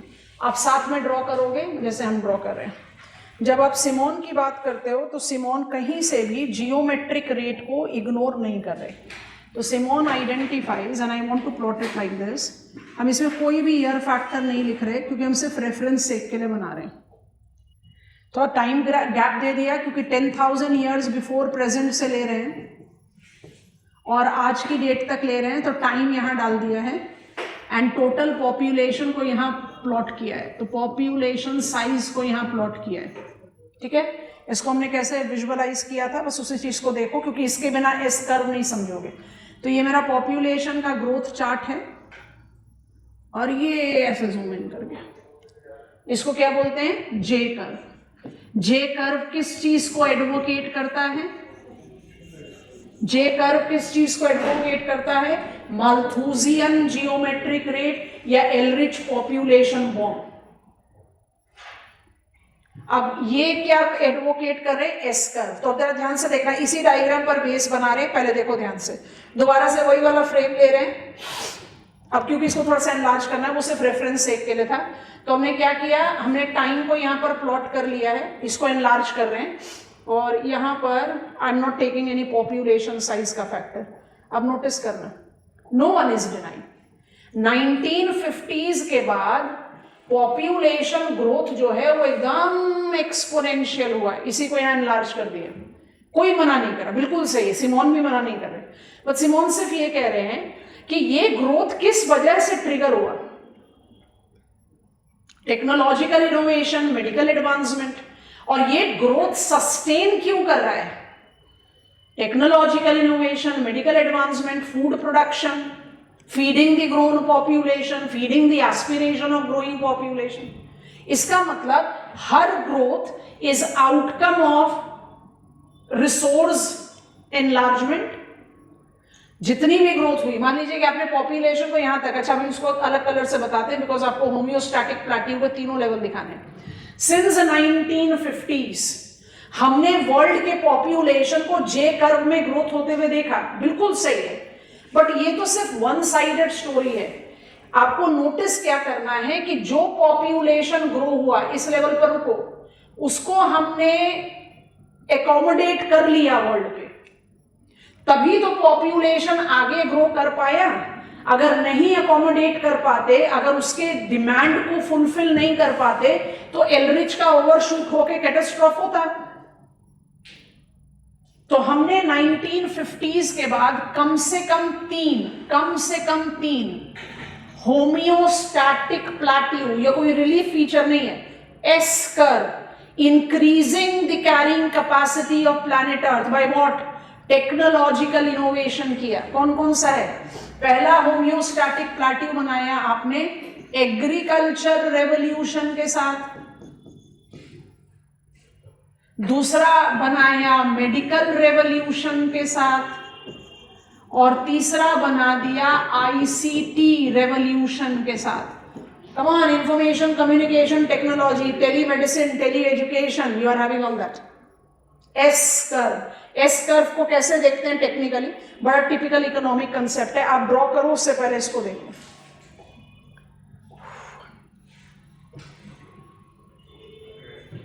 हम कहते हैं जे कर्व, हम कहते हैं एस कर्व। एस कर्व को कहां जस्टिफाई करते हैं, भाई आप लिमिट ऑफ कैरिंग कैपेसिटी पहुंच गए, रुक जाओ। हम कह रहे हैं कैरिंग कैपेसिटी स्टैटिक हो ही नहीं सकती, अगर होती तो पॉपुलेशन इसके बाद यू हो जाता, हुआ यू नहीं, हो तो बढ़ रहा है। तो हमने इसी डायग्राम को कैसे कंस्ट्रक्ट कर दिया, हमने इसी डायग्राम को कैसे कंस्ट्रक्ट कर दिया, इसको ले लो एग्रीकल्चर रेवोल्यूशन, ठीक है। अब इसके बाद क्या करोगे, पॉपुलेशन को और आगे बढ़ाओ, फिर एक और कैरिंग कैपेसिटी डेवलप कर दो, उसको रिलेट कर दो मेडिकल रेवोल्यूशन से। तो आप क्या कह रहे हो कि आपने पॉपुलेशन को स्टेबलाइज किया ना, आपने उस पॉपुलेशन को एडजस्ट कर लिया। You have inculcated the capacity to accommodate the grown population, तभी तो growth of population sustained है। ये है नियो माल्थूजियन। क्या है neo माल्थूजियन? There is urgent need to control growth of population, but there is no requirement for you to be pessimistic कि population overshoot, catastrophe और decline होगा। पहले तो कॉर्नर ऑफ द पेज में इसको कॉपी डाउन कर लो, जो टेक्निकल डायमेंशन होता है, उसके बाद सिमोन का डायग्राम कॉपी करना, ये कॉर्नर ऑफ द पेज में कर लो, रिक्वायरमेंट होगा तो आपकी हेल्प करेगा। Carrying capacity, S curve is enhancing carrying capacity. Standard diagram हो गया जे एन एस कर्व। हम सिमोन का एस कर्व कैसे बता रहे हैं? Multiple levels of carrying capacity. तो कैसे हो रहा है? एस कर्व तो कह रहा है कि कैरिंग कैपेसिटी जब रीच कर जाओगे तो पॉपुलेशन का ग्रोथ रुक जाएगा, यही तो दिखा रहा है ना ये। हम कह रहे हैं ना कैरिंग कैपेसिटी स्टैटिक थोड़ा ही ना है, हमने तो कैरिंग कैपेसिटी बढ़ाई है वर्ल्ड की। कैसे बढ़ाई है? टेक्नोलॉजिकल इनोवेशन से। तो कैरिंग कैपेसिटी एनहांसमेंट में हमने कितने level of S curves develop किए हैं? आज की डेट तक कम से कम 3। तो आप एस कर्व को के डायग्राम के बेस पर ये कैरिंग कैपेसिटी एनहांसमेंट ले रहे हो। Is that comfortable with us? ये लिखोगे, उसके बाद ही एक सेट ऑफ टर्म बता देंगे, क्योंकि फिर उसके बाद हम आराम से अपने हमें जो ज़्यादा स्टडी में मदद करेगा वर्ल्ड मैप को, उस पर जा रहे हैं। तो पहले इसको कवर अप कर लेते हैं। Simon is critic of Malthusian approach, yes. Has Simon being opposing Ehrlich ideas, yes. On negating geometric rate of population growth, no. समझ में आ रहा है? अच्छा, यहाँ पर कुछ सेट ऑफ टर्म्स होते हैं, उन टर्म्स को हम पिकअप कर लेते हैं। नेक्स्ट स्लाइड में पिकअप करने ज्यादा बढ़िया रहेगा। चलो इसको कर लो, पहले आप इसको कॉपी डाउन कर लो, हमें गो अहेड देना। डेमोग्राफिक आइडियाज हमने अभी तक पढ़े हैं, उनको नॉर्मली जब हम कंबाइन करते हैं तो there are 2 set of terms that comes up, है ना। एक अप्रोच आपने पढ़ा माल्थूसियन, और दूसरा जो एक ऑपोजिट अप्रोच होता है उसको बोलते हैं कॉर्नुकोपियंस।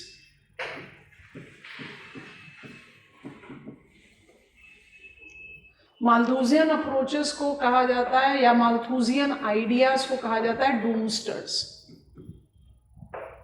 पेसिमिस्ट है ये बिल्कुल, डूमस्टर, जो हर चीज में सिर्फ गलत सो देखते हैं, गलत समझते हैं, मतलब they don't think about the positive sense. तो माल्थूसियन आइडियाज को हम क्यों डूमस्टर्स बोलते हैं? All the followers of Malthusian idea including Malthus himself can be called doomsters. क्यों? पेसिमिस्टिक अप्रोच नहीं कर सकते। यहीं पर आप ऐड ऑन कर सकते हो by default catastrophic idea of Ehrlich. तो आप माल्थूसियन या डूमस्टर अप्रोच में रॉबर्ट थॉमस माल्थस को तो जरूरी इंक्लूड करोगे, साथ में आप इंक्लूड कर सकते हो एलरिच को, ठीक है। कॉर्नुकोपियंस को कहा जाता है बूमस्टर्स, क्योंकि ये अपने आप में रेलेवेंस नहीं रखते हैं डेमोग्राफिक स्टडी में प्रैक्टिकली। तो हम कोई भी नाम का बर्डन आपको नहीं दे रहे, बस आइडिया समझो। Unlike Malthusian, who is talking about control population में तो कैटास्ट्रोफ होगा, ओवरशूट होगा एंड एक्सेट्रा, वो कहते हैं कुछ भी नहीं होगा। जैसे जैसे पॉपुलेशन बढ़ेगा, we will be multiplying the resource base and we can easily have the population adjusted with increased carrying capacity. So they are over optimistic. Cornucopians are those who believe in horn of plenty.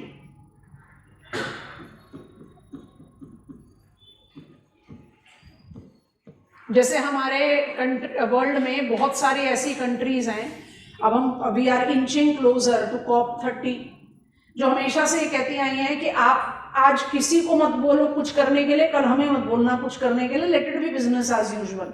तो जो ये इस तरह के idea follow करते हैं वो कौन है? वो बूमस्टर्स हैं, वो कॉर्नुकोपियंस हैं। They are optimistic, no they are unrealistic, responsibility से भागने वाले। इसलिए हम कॉर्नुकोपियंस को या बूमस्टर्स को टेक्निकली स्टडी नहीं करते। मेरा आप लोगों से सवाल है, हम सिमोन को कहां डालें? क्या सिमोन बूमस्टर में जा सकते हैं, या बूमस्टर में जा सकते हैं, या कहां जा सकते हैं? इसलिए बीच में लिखा है, बीच में रहेंगे। Simon is not a cornucopian, Simon is neither doomster, Simon is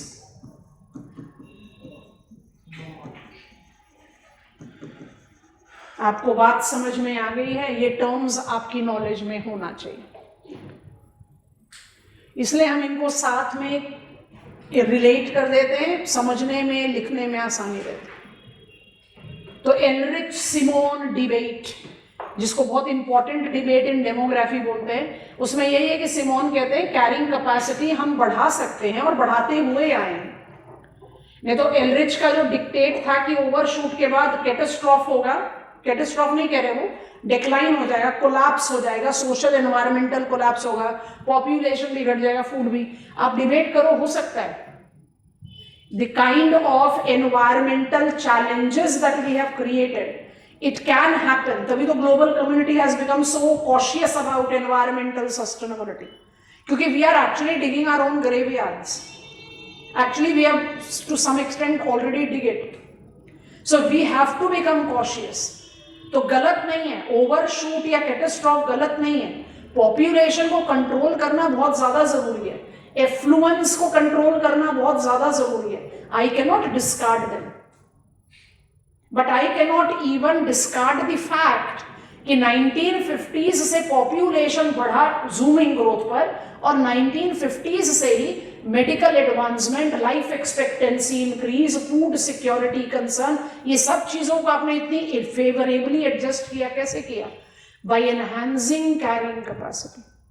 तो रियलिस्टिक कौन सा है? Neo Malthusian.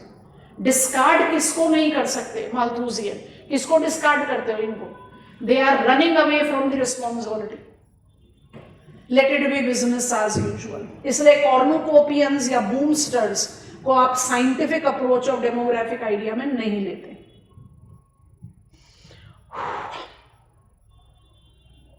I am done with 3 legs as per our study plan of population theories. जो हमारा 4th leg है वो बड़े लंबे चौड़े अप्रोच में हमें स्टडी करवाएगा। तो अब एक बस उसका एक ब्लूप्रिंट देकर छोड़ेंगे। हम क्विक रिविजन टास्क पर जा रहे हैं। कि नहीं मूव चेंज द स्लाइड। यहाँ पर आ जाओ, जो हमने स्टडी प्लान क्रिएट किया वहीं पर ही देख लो बस। बाकी सारी चीज़ें तो आपको समझा ही दी हैं, तो दोबारा बार बार बोलने की जरूरत नहीं है। लेट इट बी है Malthusian concept, doomster approach. Population will grow at geometric rate if it has not been induced with preventive check. Means of subsistence will grow with arithmetic rate. There will be catastrophe. Catastrophe will lead to positive check, and population will be matched back to means of subsistence. Eldridge, like Malthus, is talking about the same overshoot, adds social and environmental collapse relating to I-part equation। तो repeat नहीं कर रहे हैं Malthus के work को, enrich कर रहे हैं माल्थस के वर्क को। और इस एनरिचमेंट में आप जे कर्व से दोनों के व्यू पॉइंट को वैलिडेट कर सकते हो कि पॉपुलेशन तो डेफिनेटली जियोमेट्रिक रेट पर बढ़ा है। और I-part इक्वेशन से आप हिप्पो का डिमार्केशन ले लो। I don't think I need to elaborate on I-part। Impact is function of population definitely, but also affluence. जितने रिचेस जाएंगे उतना ज्यादा एक्सप्लॉइटिव ग्रोथ होगा। अब आ गया ना Apple iPhone 17। So you rush towards that. अब ये तो डिबेट करो, लेकिन there is always an exploitative domain that goes up with affluence. And technology के दोनों डोमेन हो सकते हैं, how you make it to be. अगर technology is innovative towards sustainability, it can reduce the impact, but if it is exploitative, again it is having a detrimental effect. तो repeat नहीं किया है, एनरिच किया है। सिमोन का work है neo Malthusian. When we are criticising Malthus, we said Malthusian work is criticised of being too pessimistic. Arithmetic rate एकदम unreal है। उसी अनरियल अर्थमेटिक रेट को सिमोन ने रियल बनाया। That carrying capacity can not remain static when population is growing. Population का growth maintained क्यों है? क्योंकि कैरिंग कैपेसिटी बढ़ाई है आपने। तो कैरिंग कैपेसिटी कैसे बढ़ गई? टेक्नोलॉजिकल इनोवेशन से ही ना। तो ये तो अपने आप में बड़ा गलत सा आइडिया है कि आप सिर्फ जे कर्व को कंसिडर करो, एस कर्व को करो। And since 1950s I have at least, इसको होम्योस्टैटिक प्लेट्यू क्यों बोलते हैं? Because of its carrying capacity, levelling out population. तो हमने कम से कम 3 एस कर्व्स डेवलप किए and that convincing argument. And जब आप बात करते हो ये एलरिच सिमोन को, it is by default with Malthusian, in between Marxian, chronology को ऐड करने के लिए किया, क्योंकि मार्क्सियन वर्क जो है वो माल्थुसियन वर्क के क्रिटिसिज्म पर बेस्ड। तो ये 3 ब्लॉक हो गए हमारे। अब हम जाएंगे डेमोग्राफिक ट्रांजिशन मॉडल पे। हम फॉर्मल इमेज तो आपको कल दिखाएंगे, इसके साथ ना बहुत सारे प्रोज एंड कॉन्स को ऐड करना है, तो अभी हम नहीं लेके जाएंगे डिटेल्स में। फिर भी आप कोई भी, हम बहुत स्विफ्ट रेफरेंस में बनाएंगे, फॉर्मली हम इसके बारे में कंटेंट बिल्ड करेंगे कल। फर्टिलिटी, मोर्टेलिटी, तो हम क्या क्रिएट करें, यहां पर हम टाइम डाल रहे हैं। बहुत आसान कंसेप्ट है, इससे आसान कोई चीज है ही नहीं। Birth rate and death rate. अब हम जानबूझ के ना अलग अलग टर्म्स इस्तेमाल करेंगे, और आपको सबसे पहले हमें समझाना पड़ेगा पीरियड एंड कोहर्ट पर्सपेक्टिव। जब वो समझोगे तभी इधर आगे बढ़ पाओगे, क्योंकि हमें सिर्फ थियरी नहीं पढ़ना। थियरी पढ़ोगे तो 10 मिनट का काम है। थियरी को मैप ऑफ वर्ल्ड में इंप्लाई करना है, और इस थियरी की इतनी वैल्यू है कि आपने इस थियरी को पढ़ लिया, पकड़ लिया कि इसको कैसे कॉम्प्रिहेंड करना है। तो 2024 का डेमोग्राफिक डेटा आपके लिए कहीं से कोई मुश्किल देगा ही नहीं। Why there is maximum of African countries projected to be there in the most populous countries list, barring the exception of South Asian country। Count कर लो, 2 बांग्लादेश को हम प्रोजेक्ट करें, आउट जाएगा इंडिया एंड पाकिस्तान। अभी हमारे पास जो डेटा है इंडियन सेंसस की कंपैटिबिलिटी में, ऑफ कोर्स वर्ल्ड डेटा तो मेरे पास हर साल ही रिन्यू होकर आ रहा है, पर इंडियन सेंसस कंपैटिबिलिटी नहीं बनती ना। आप 2024 का यहां से डेटा ले लो और इंडिया का डेटा आपका 2011 का है, तो कंपैटिबिलिटी कहां पर बनेगी? तो हम डेमोग्राफिक डेटा को 10 साल के गैप पर ही अपडेट करते हैं। दो UNFPA gives me demographic data every year, पर क्योंकि इस बार इंडिया का सेंसस डिलेड है और 2011 बिकम्स टू हिस्टोरिकल, तो जहां जहां जरूरत होती है, we take national sample survey organisation या फैमिली हेल्थ सर्वे, कहीं से हम डेटा अपडेशन लेने की कोशिश कर रहे हैं to make sense with our study. अगर आप उसकी कंपैटिबिलिटी में जज करोगे 2011, तो we have maximum number of Asian countries in top 10, और जब हम फ्यूचरिस्टिक पर्सपेक्टिव ले रहे हैं तो मैक्सिमम अफ्रीकन कंट्रीज होंगी। क्यों होंगी वो जज करना है, पर वहां जाने से पहले what is demographic transition model, ध्यान से देखो। ये गया मेरा death rate. What is death rate? Number of deaths पर 1000 पॉपुलेशन पर ईयर। मोर्टैलिटी बोलते हैं इसको, या डेथ रेट बोलते हैं। ग्रीन लाइन से बना दिया। अब हम ऐड कर रहे हैं बर्थ रेट। बर्थ रेट को क्या बोलते हो? फर्टिलिटी। हम जानबूझ कर इसको फर्टिलिटी लिखेंगे। अब ये मेरा फर्टिलिटी,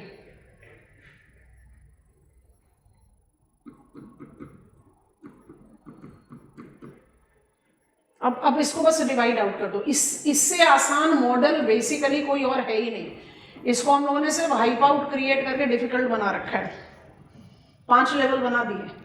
अब आप लेवल 1 को देखो, फिर हम ना आराम से ऐड ऑन कर देंगे आपको number 4 and number 5। Stage 1, time में स्टेज 1, हाई फर्टिलिटी। फर्टिलिटी मतलब क्या? नंबर ऑफ लाइव बर्थ्स पर 1000 पर ईयर। इजी करो, number of addition to population पर 1000 पॉपुलेशन पर year. What is mortality? Number of deaths per 1000 per year. So fertility is adding to population, mortality is subtracting from population. High fertility, high mortality. Second पर आओ, fertility remains high, mortality starts dipping. भाई ऐसा क्यों होता है? क्या medical advancement इस तरह से काम करता है कि पहले एडवांस करो कि जिससे आप मोर्टैलिटी घटाओ, बाद में काम करना कि फर्टिलिटी को कैसे रेगुलेट करेंगे? नहीं, मेडिसिन साइंस ऐसे सेलेक्टिव डेवलपमेंट नहीं लेता। मोर्टैलिटी क्यों पहले डिप करती है? मोर्टैलिटी इसलिए डिप करती है क्योंकि मोर्टैलिटी को इन्फ्लुएंस करने के लिए आपको सिर्फ मेडिकल एडवांसमेंट सपोर्ट सिस्टम चाहिए। अप्लाई करो। आपने मेडिकल सर्विसेज जनरेट कर दी हैं, हेल्थ सर्विसेज जनरेट कर दी हैं, मेडिसिन सपोर्ट जनरेट कर दिया, और आप इंडिविजुअल्स के पास जाकर उनको अवेयरनेस दे रहे हो, इस मेडिसिन को खाने से, इस मेडिकल सपोर्ट को लेने से आपकी लाइफ एक्सपेक्टेंसी बढ़ेगी। आप कन्विंस हो गए तो आप उसको जरूर से इस्तेमाल करोगे। अब वही लॉजिक आप अप्लाई करो फर्टिलिटी में। Please use this method, please go for these practices, you can control your fertility. आपके दिमाग में सब कुछ घूम जाएगा, मेरा कास्ट, मेरा क्रीड, मेरा फैमिली, मेरा सोसाइटी। क्योंकि फर्टिलिटी को इन्फ्लुएंस करने के लिए आपको माइंडसेट बदलना पड़ता है। मोर्टैलिटी को इन्फ्लुएंस करने के लिए आपको सिर्फ मेडिकल सर्विसेज चाहिए। इसलिए fertility takes time to decline. बहुत कन्विंसिंग आर्ग्यूमेंट है। अगर फर्टिलिटी हाई रहेगी और मोर्टैलिटी डिप होती जाएगी तो क्या होगा? पॉपुलेशन बढ़ेगा। Time to draw the line graph for that. अब ध्यान से देखो, demographic transition model deals with 3 demographic variables, fertility, mortality and total population.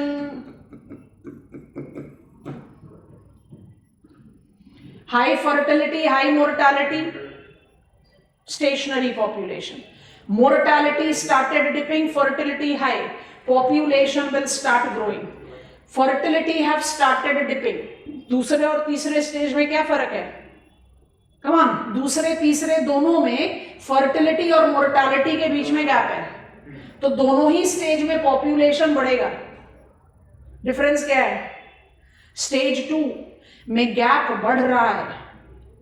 Stage 3 कब शुरू होता है? जब फर्टिलिटी डिप करने लगे, तो थर्ड स्टेज में गैप कम हो रहा है। इसका मतलब स्टेज 2 और स्टेज 3 दोनों एक्सपैंडिंग स्टेज है, मतलब पॉपुलेशन ग्रो कर रहा है, बट दोनों में डिफरेंस क्या होगा?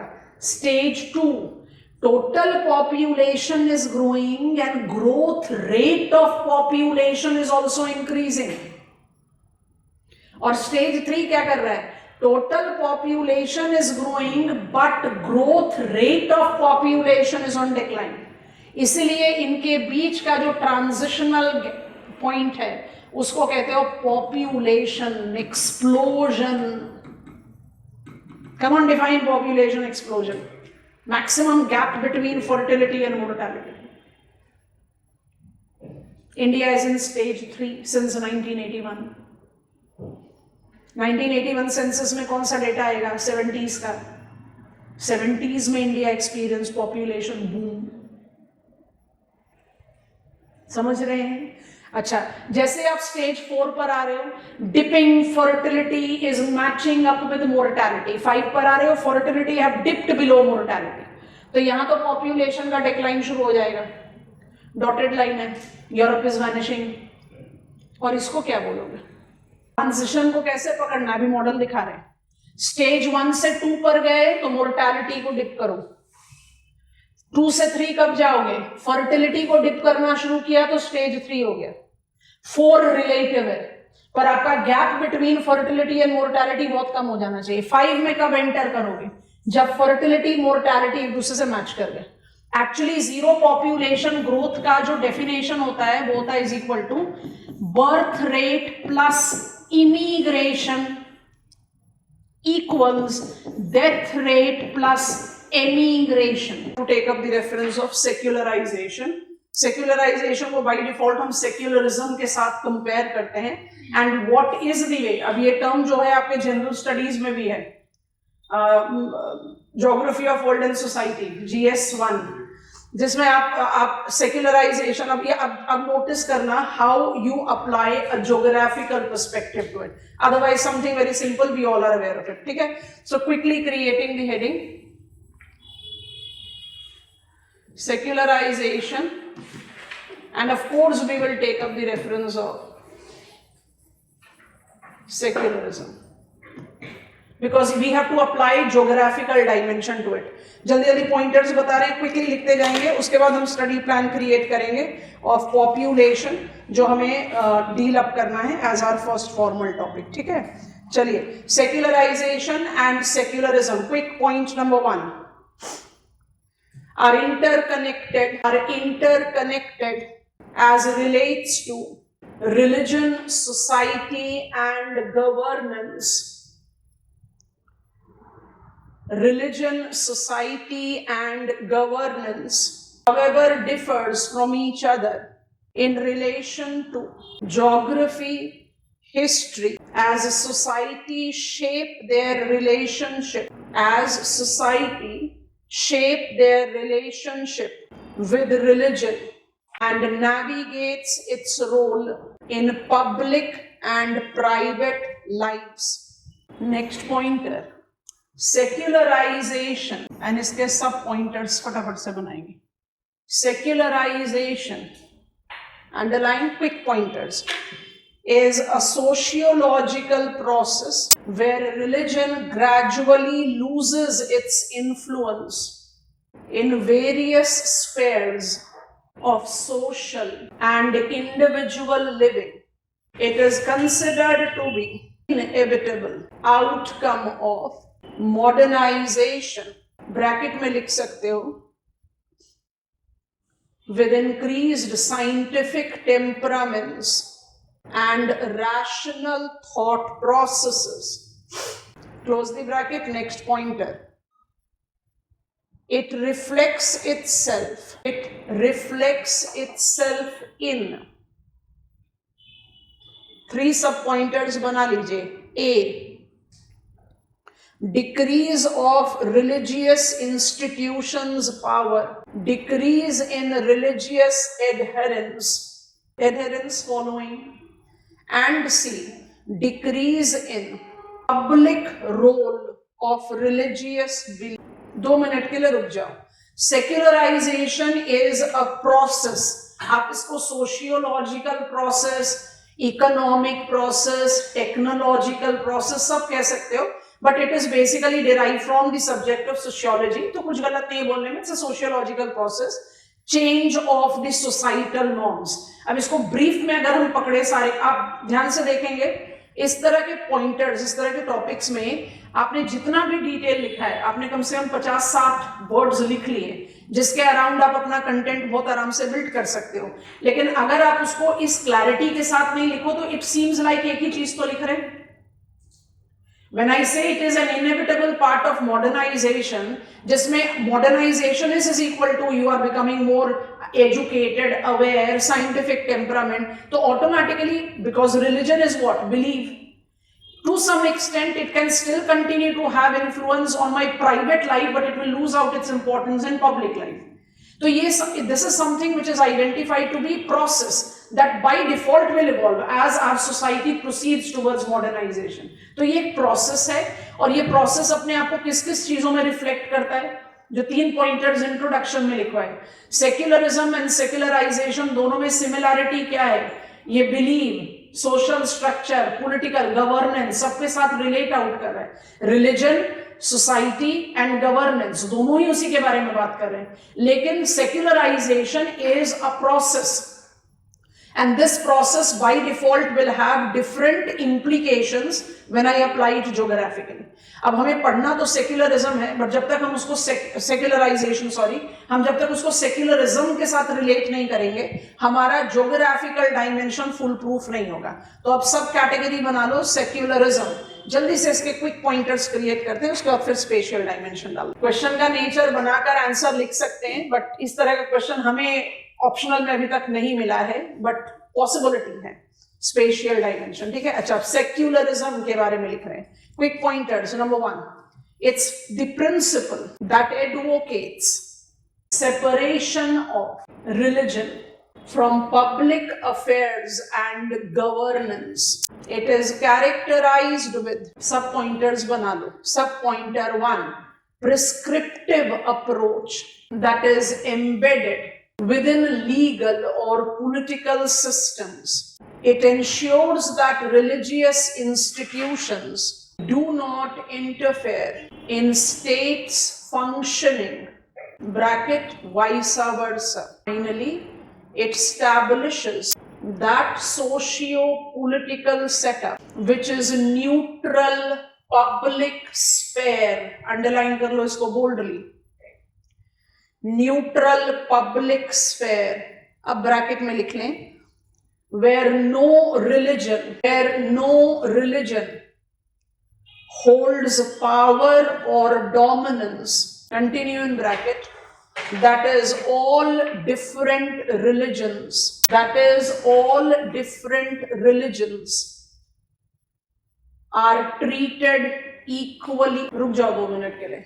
सेक्युलराइजेशन और सेक्युलरिज्म की जो डेफिनेशन और कैरेक्टरिस्टिक्स हमने पेन डाउन करी हैं, इनको इस तरह से डेवलप करना बहुत जरूरी है if you are creating any answer. But the information that we have jotted down so far, I sincerely believe that you are already aware of that. इसको लिखने के बाद आपने ज्योग्राफिकल एज डालना है. सपोजिटली मेरे को क्वेश्चन पूछ ले, in light of geography of culture, identify the characteristics of secularization. तो मुझे सेक्युलराइजेशन एज अ प्रोसेस समझ में आ गया, secularism as a prescriptive approach समझ में आ गया, पर ज्योग्राफिकल डायमेंशन कैसे डालेंगे? With my knowledge of cultural regions of world. That will make my answer different if I am writing the same thing in my general studies paper 1 और I am writing it in optional. अब जो हम step ले रहे हैं वो हमारे पिछले दो क्लासेस का इम्प्लीकेशन भी आएगा and geographical dimension आएगा. Create subheading.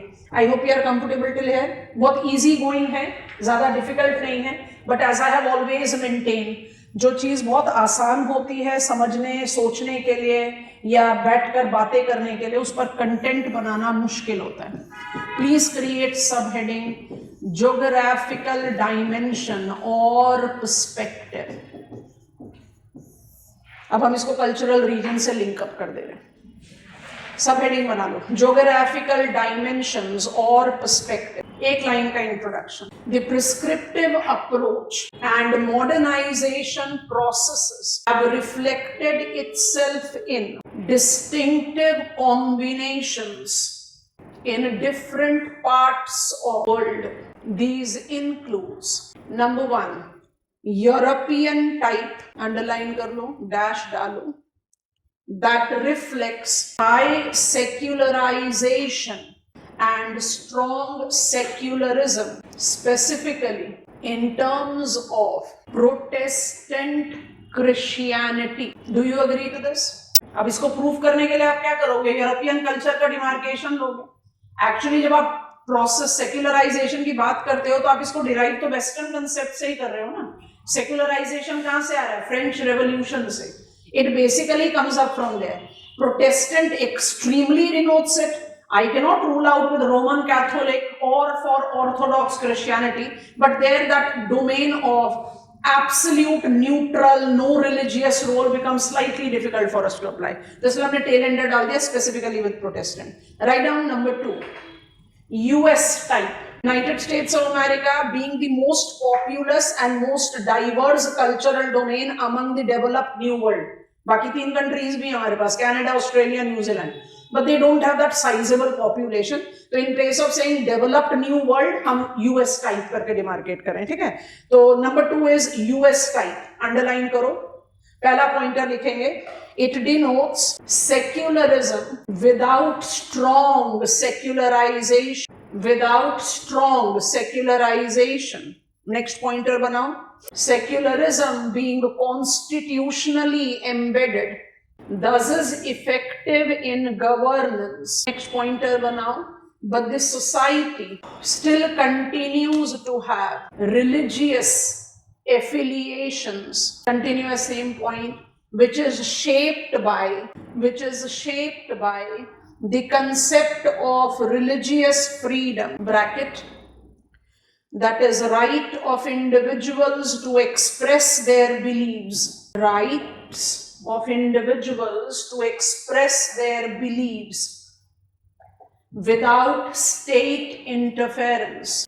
दोनों क्रिश्चियनिटी हैं without states interference. समझ में आ गया? डिस्टिंक्शन आ गया. नंबर 3, दोनों क्रिश्चियनिटी है पर दोनों लिखना क्यों जरूरी है? Maximum of habited world goes with Christianity, तो 2 सैंपल जस्टिफाइड है. Now I am talking about Islamic. आपको पता है कि Islamic goes with Central Asia also. We want to specify it with South West Asia, तो आप दोनों तरीके से लिख सकते हो. Number 3, Islamic / South West Asia, because we cannot generalize it for Central Asia, denotes low secularization and varied secularism. समझ में आ रहा है? ये सारे की पॉइंटर्स हैं बिगिनिंग में. And varied secularism. Okay, pointers बनाइए.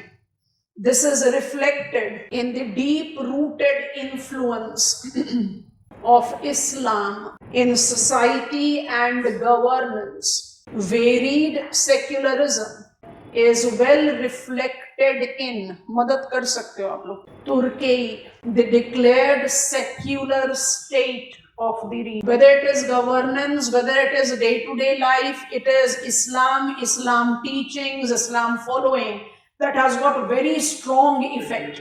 So that is the reason we said, please recall when we were dealing up with Islamic culture, हमने क्या कहा? They have affluent countries, but they are fundamentalist. So they are having day-to-day, the way they dress up, the way they practice 5 times of prayers is a mandatory thing, governance, daily life, public life, societal life, I still have got very strong dictating norm. In spite of the fact that I cannot rule out कि development नहीं है यहाँ पर, बिल्कुल है.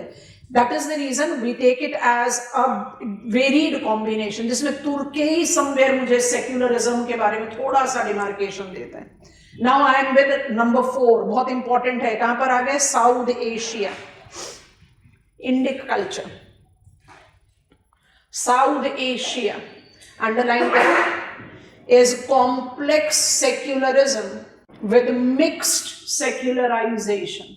Complex secularism क्यों? Indian constitution identifies India to be a secular state. हम culture को ही इंडिक नाम दे रहे हैं क्योंकि इंडिया सेंट्रिक है. But is it applicable to the other tiny countries in South Asia? नहीं. And when I talk about secularization, I have it in a very complicated domain. जैसे go more to urban areas. Go more to urban. Come on, you have learned it as. It is still oriental with evolving occidental. तो complicated है ना, एक line का definition नहीं हो सकता. That when I am out of my home, out of my native place, I am very casual with what I am eating, what I am wearing, what I am doing. But once I am back to my native place, then I pretend that I follow everything. है ना? हम में से बहुत लोग करते हैं घर के बाहर कुछ और, घर के अंदर कुछ और. Because we are in the cusp of that change. So it's something which is complicated. And when I take up that this is the region which is identified with evolving occidental, अभी evolved नहीं है.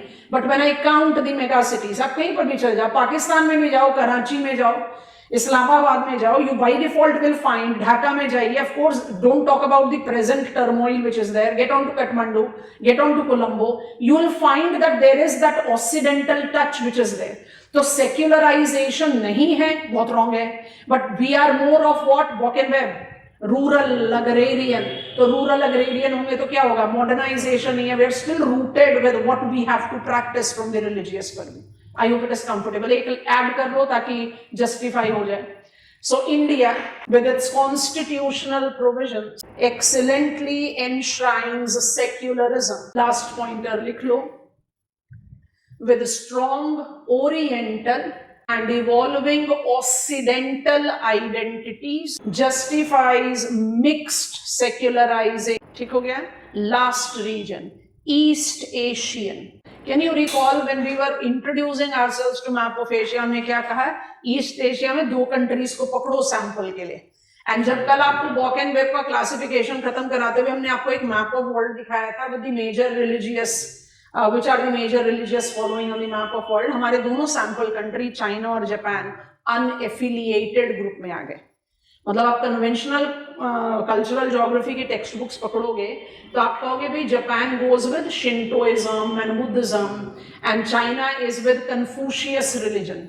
But जैसे जैसे आप modern times में justify करो, specifically post 1991, we have both these big players, not necessarily with size. Japan is not a big country. Big players economically, they are with unaffiliated population. तो किस category में डालोगे अगर हम ईस्ट एशिया को pickup करें? East Asia dominantly incorporate, not totally. Mongolia, I cannot say so. Taiwan, I can say so. South Korea, I can say so. China, I can say so. Japan, I can say so. तो majority तो हो ही गया. Majority of the countries of East Asia have got majority of their population which is unaffiliated now.